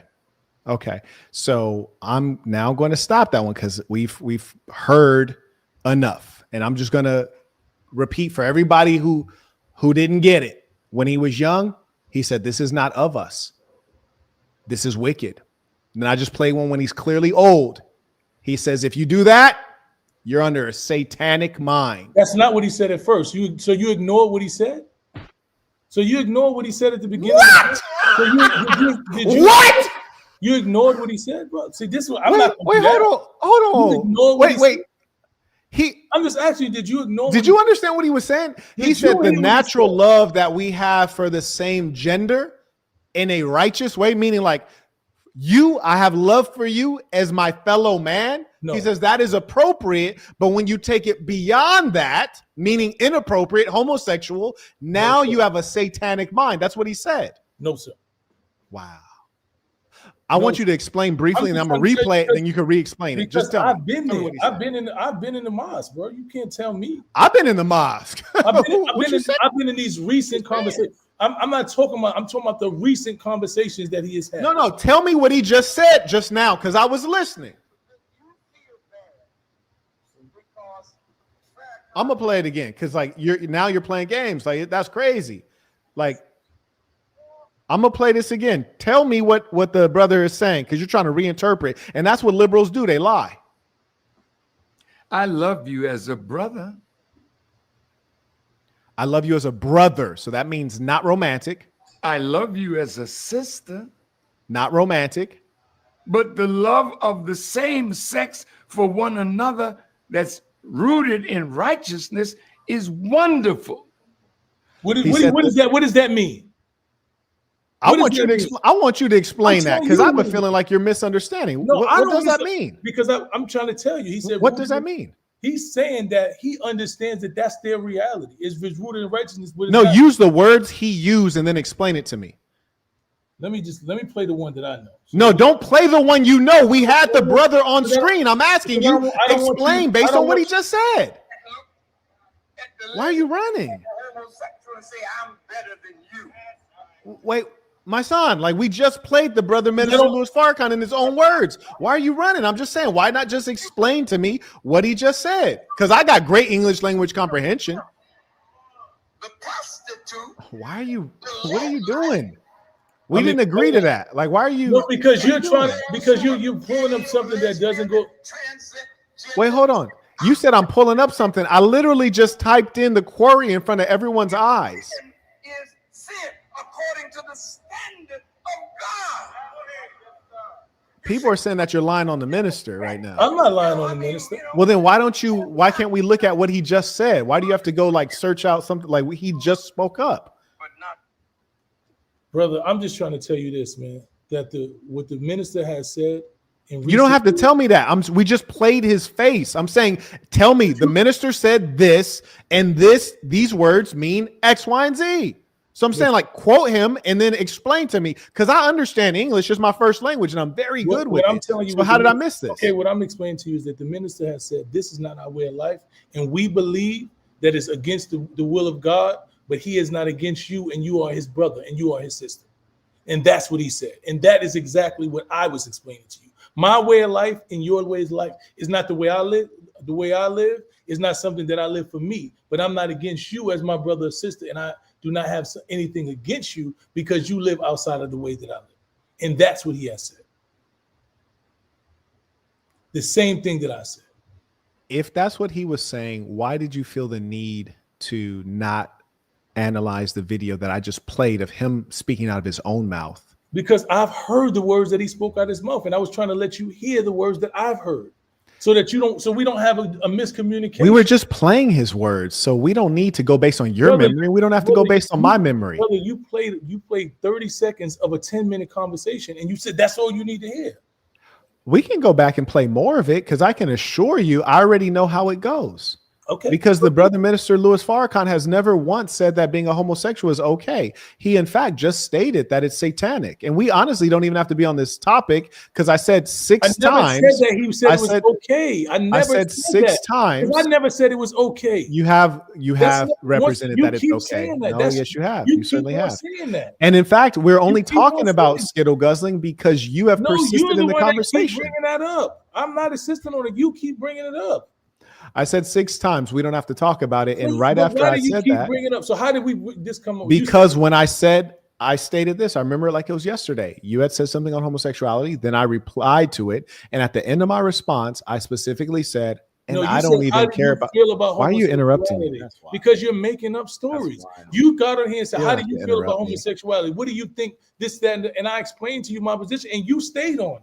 I never brought up homosexuality. Okay. There's no need for me to bring that up at all. Okay.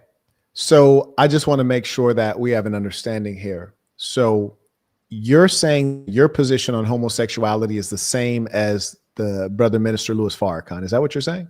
My position on the homosexuality is that it's not my way of life, but I don't have anything against someone else that does their own way of life.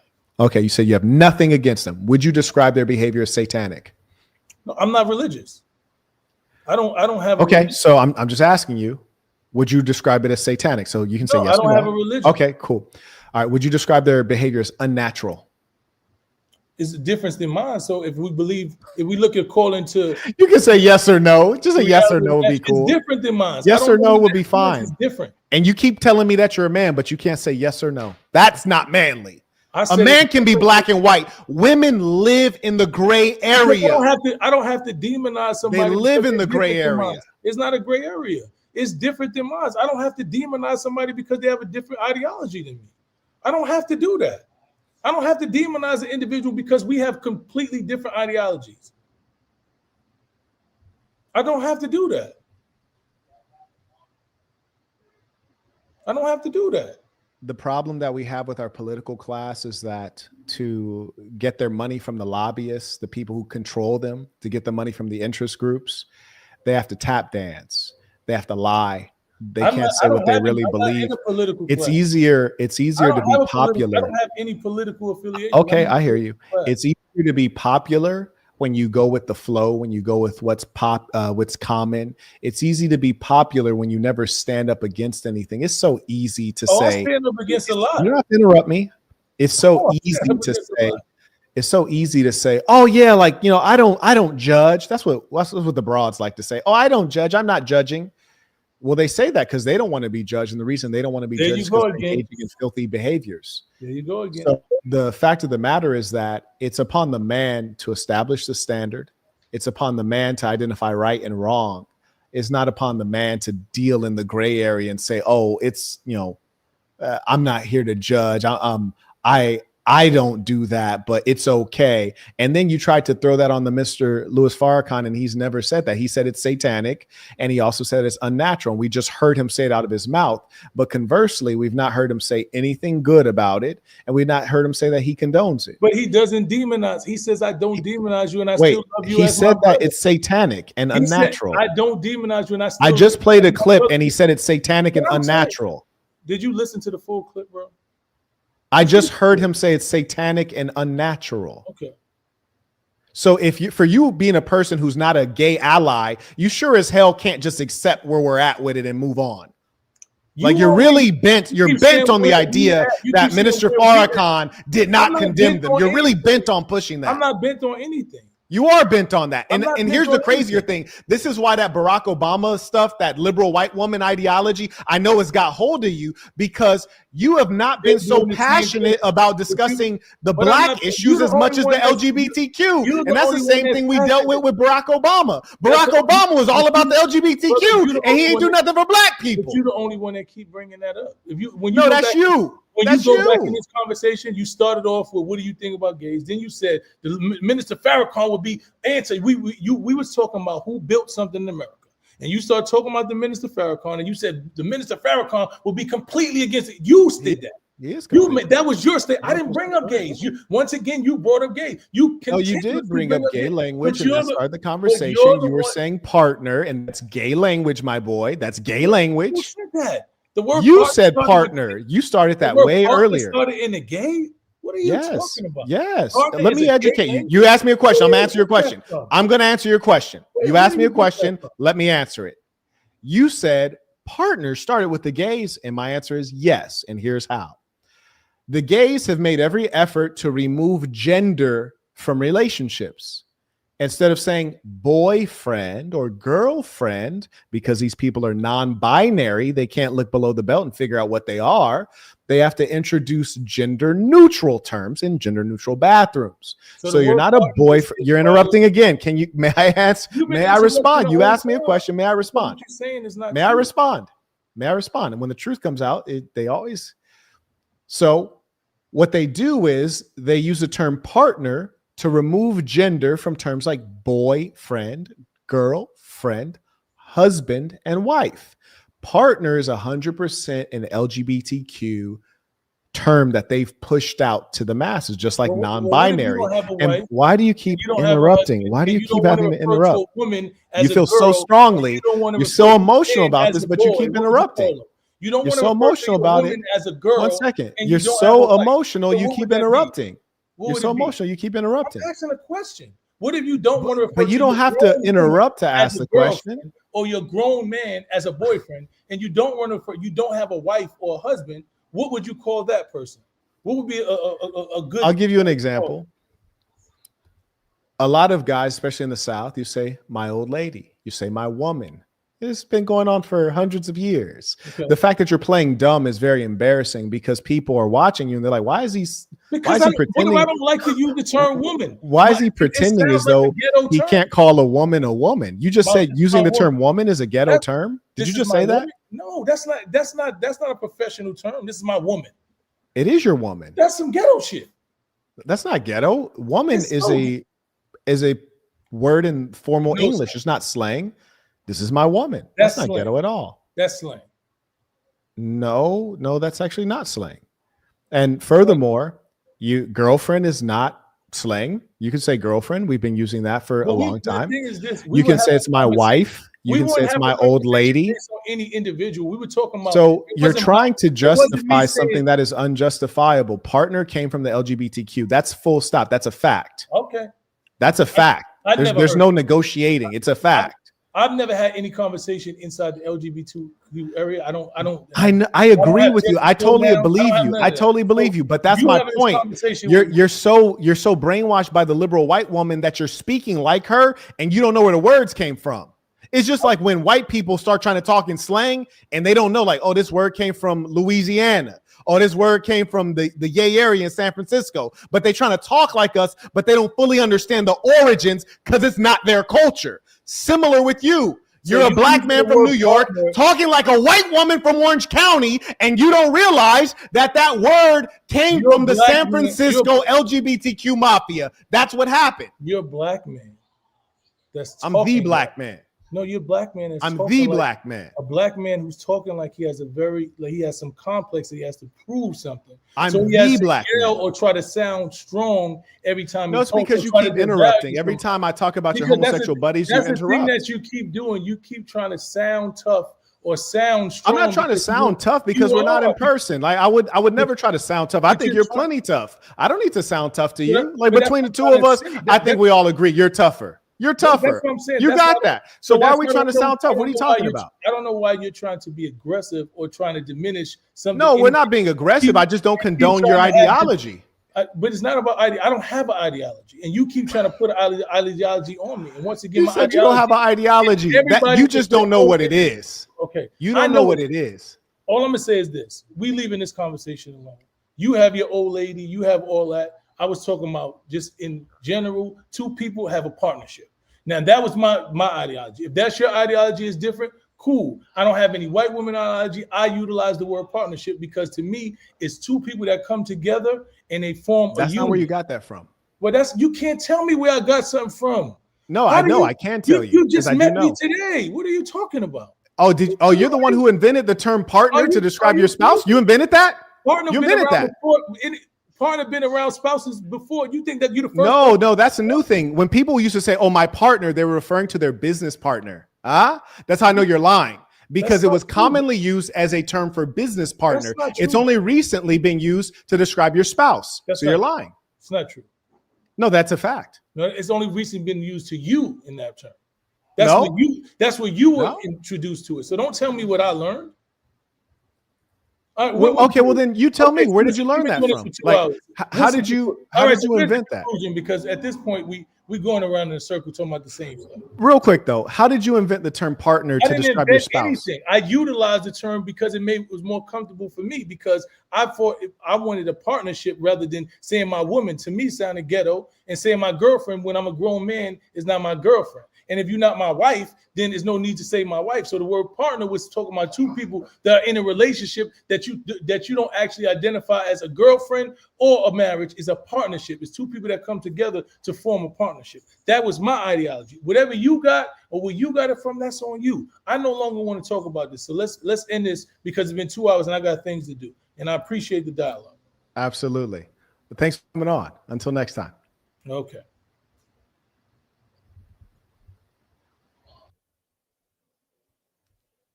Okay, let me catch up on some of the questions. And by the way, send in your questions, comments right now. You can use the information below. You can use the PayPal, or you can use the Venmo, and also the Stripe link as well to send in your comments, questions. And I'll go ahead and answer those at this time. That is fascinating. Let's see. And shout out to Mysonne for being willing to come on and have the conversation. Very few are, and I think that his perspective is not uncommon. So it's really good to see the two ways of thinking measured up against one another. I think that's highly valuable.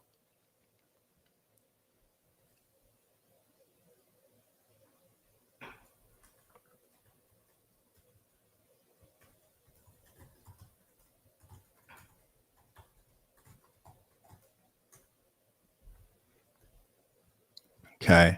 I just want to show you guys something real quick, if you don't mind. Actually, I'll show you guys after I respond to these questions, comments. So let's see.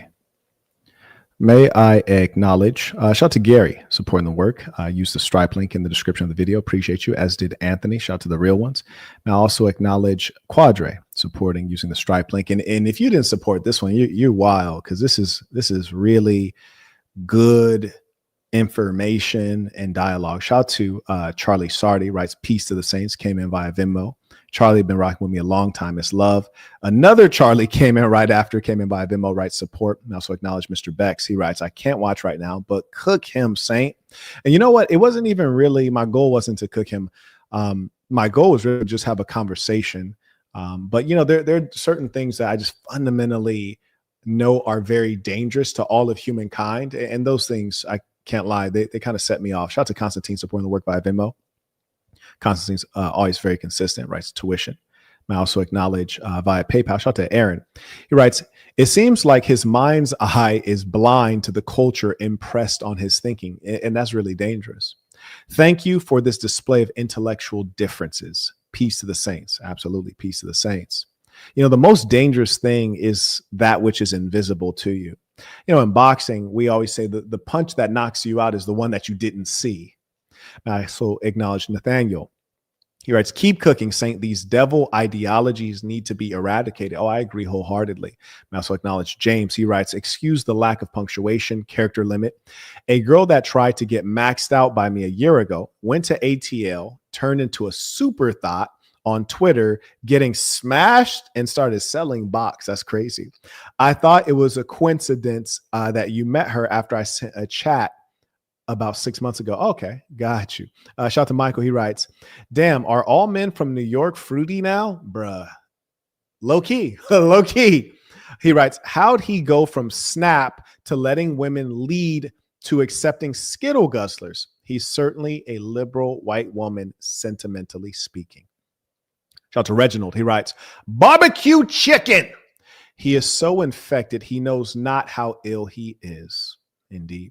Marquettism wakes minds. Marquettism saves lives. Marquettism is for the kids. Peace of saints. Literally, you know, you teach the kids this kind of filth, they're not going to grow up the correct way.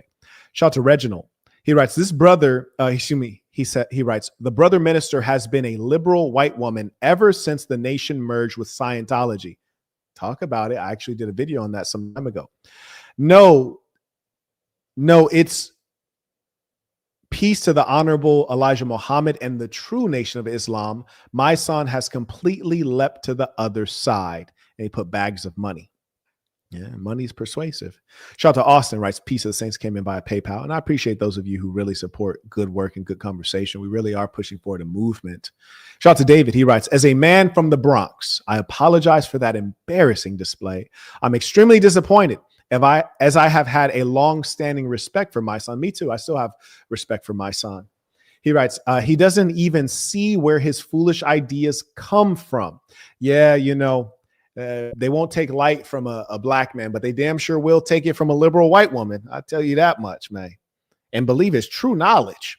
Shout out to Mr. Chapman. He writes, the term partner for sexual relationships became popular in the late 1980s during the AIDS epidemic with the LGBTQ. A simple Google search will tell you that, right? Yeah, it's funny how all of a sudden facts and studies, it just means nothing when people are pushing propaganda. And in fact, you can see right here, simple search, because I was curious when he was saying that.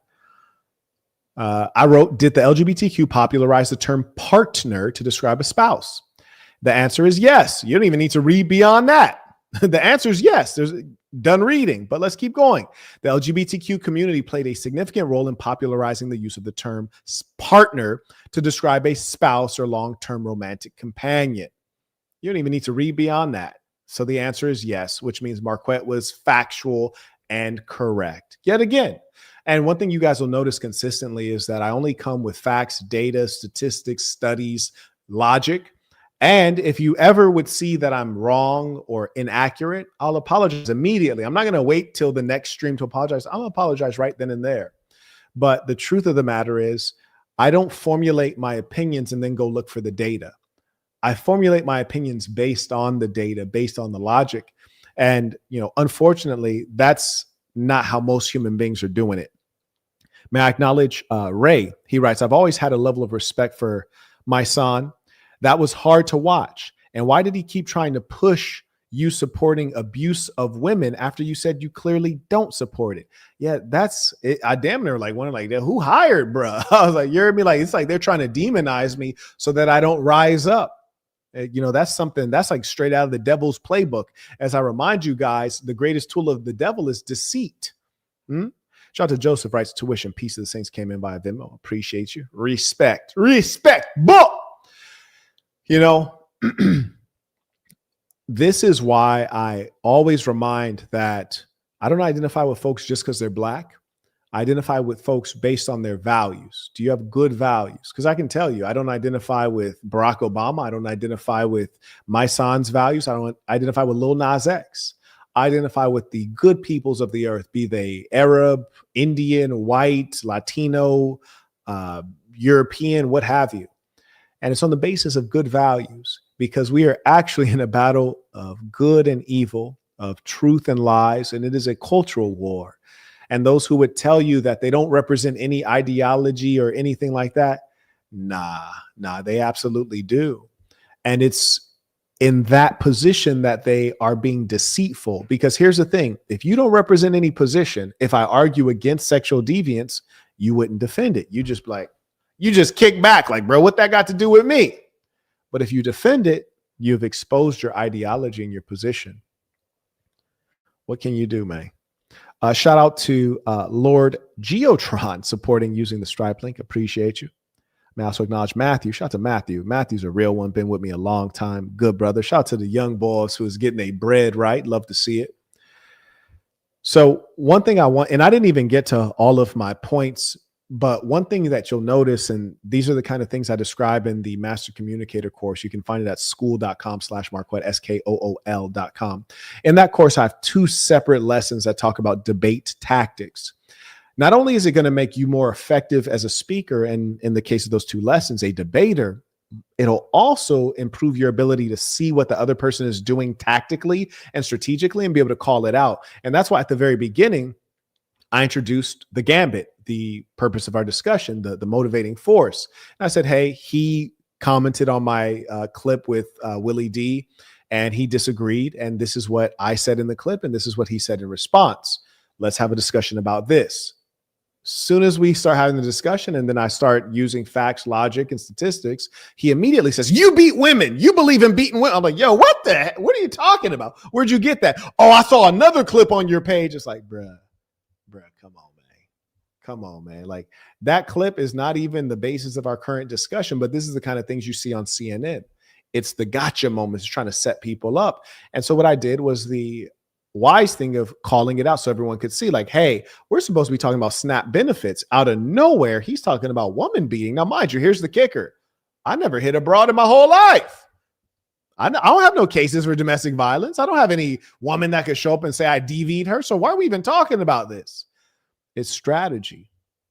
And it's something that you see with the liberal white woman, with the devils. What do they do? Hashtag me too. Throw dirt on your name. Try to take down a great man. Come on now. Come on now. And they do it to the ones who are really for us. Dr. Bill Cosby. Oh, imagine 30-year-old crimes, 40-year-old crimes with no evidence, just a bunch of liberal white women. Come on now. May I acknowledge Albatar? He writes via PayPal, peace of the saints, late attendance, tuition, assassin or nothing. And it really got to be like that. You see, I hope the brother doesn't think that I don't respect him, my son, because I respect him. I like him. And there's a point in which he says you're getting tough. Like, absolutely not. I'm not trying to get tough at all. I just vehemently disagree with your perspective. And everything I said now, I'll say to his face, just like I'd say to anyone's face. And I'll stand on it too, at all cost, at any cost. It's not a matter of being tough. It's just a matter of I truly believe in what I'm saying and what I'm doing. And where some people say like, oh, I'll die for it. I'll kill for it. I prefer to kill, but I'll kill and I'll die for it. And it's not about being tough. It's about, I truly believe that the thing you're promoting to children is evil, you know, and the fact that you let it exist is the promotion of it. You see, because in upright societies, there are certain things that we don't condone. Like, you guys may have seen my clip on, there's a fan channel called Marquett for Women. It should be, yeah, it's called Marquett for Women. Yes, on YouTube. Check it out. Subscribe. It's good. They do good work over there. And on that channel, I was having a conversation with a couple, a liberal white couple. So there's a liberal white woman, which is the devil on earth. And during the conversation, her husband, I asked, she had said like, oh, I can't take my top off in public. In my head, I was thinking, why would you want to do such a thing? That's an indecent thing. And then her husband says, no, don't do that. And then I told her, I was like, yeah, let's both take our shirts off. Immediately, boom, whips them out. Now, I'm a heterosexual man. And they also looked quite nice. I'm not gonna lie to you. They looked quite nice, but it's indecent and it's inappropriate. So in a society that I would run, in a culture that I condone, I tell her, ma'am, please cover up your chest. There's children out here. There's decent people out here. There's married men and women out here. Cover yourself up. You see, we have to establish a standard. According to the gentleman who just got off the call, according to his ideology, he's saying, oh, well, you're not hurting anyone, or, hey, I wouldn't do it, but if you want to do it, have at it. No, that's dangerous, because the idea of I wouldn't do it, but you can do it. No, you're spreading corruption among the youth. What if a little girl's walking by and she sees that and she thinks, oh, I can do that. That's okay. Not realizing that that kind of exposure will draw in attention that you don't want, that can be dangerous. So we, in fact, are at war, and we have to be proactive. The problem with good people is that good people, no, we're not the loud ones. We're not the unruly ones. We're not the ones who do the marches and the protests and we interrupt. But hey, here's the kicker. We better start. You can't watch the world burn down. You better start doing something. And that's why I've organized this movement, THESASN.com. Click join. We had new member orientation today. We have a real community on the ground. We get together for health, wealth, relationships. We teach good values. We get together for exercise, social events, and all kinds of things. I'm going to be hosting some saints actually here at Burton Plantation in a week and a half. Shout out to Eric. He writes, peace of the saints. I don't surround myself with people who support sexual deviance. I forget these people even exist. Me too. I'm shocked when they look like me. That's crazy.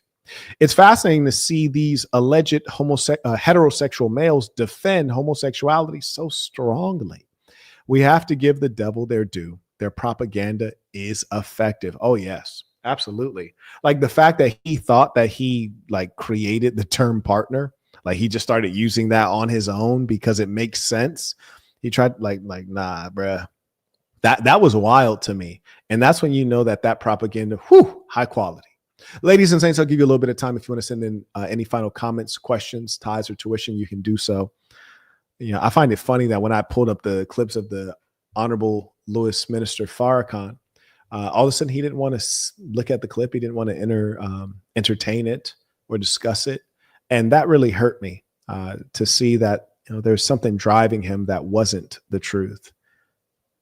But that's the world that we're in, you know, and sadly, until we deal with that mentality, we will all suffer. Our women will be lost because they have voices of men telling them that they're actually on track and they're doing the right thing, when in actual fact, they're doing quite the opposite.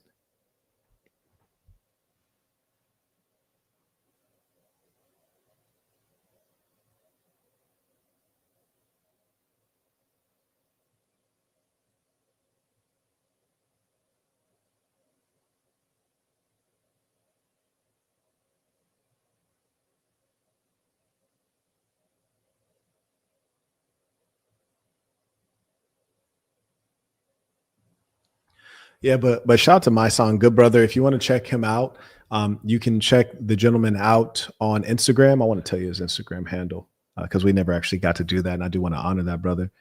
Let me see. His Instagram is Mysonne Linen. I also think it's Mysonne the General, so you can find him on Instagram. You can also find him on YouTube as well. I believe if you click his link tree on his profile. So if you go to his profile, you can click his link tree, check that out. And again, I want to thank you to all of those of you who are members of this thing of ours. I want to thank you to those who share the videos. You always like the videos. And most importantly, those of you who follow on kick.com/Marquett Devon. I want to thank those of you who follow the fan channel, Marquett for Women. And just all of you guys who are really about this thing. It means a lot to me. You are appreciated. Shout out to the Lady Saints. Shout out to Darylyn. She writes, peace of the saints. To go against the assassin is to go against humanity. Talk about it. Shout out to Darylyn. She's always supporting. Shout out to all the women who watch and understand my message and our work. You guys are really core, because when we have people try to lie on me or lie on our culture, you guys will be our greatest example. Strong, honorable, honest, straightforward women, and also the great families that we will build. Ladies and saints, it's been truly a pleasure. Let us end this with our tradition, the creed of the assassin. Repeat after me with full conviction, knowing this is true of you. The creed of the assassin. I am going to be who I truly am, because I am remarkable. And I'm going to strive every moment to show the greatest part of who I am. Until next time, peace of the saints.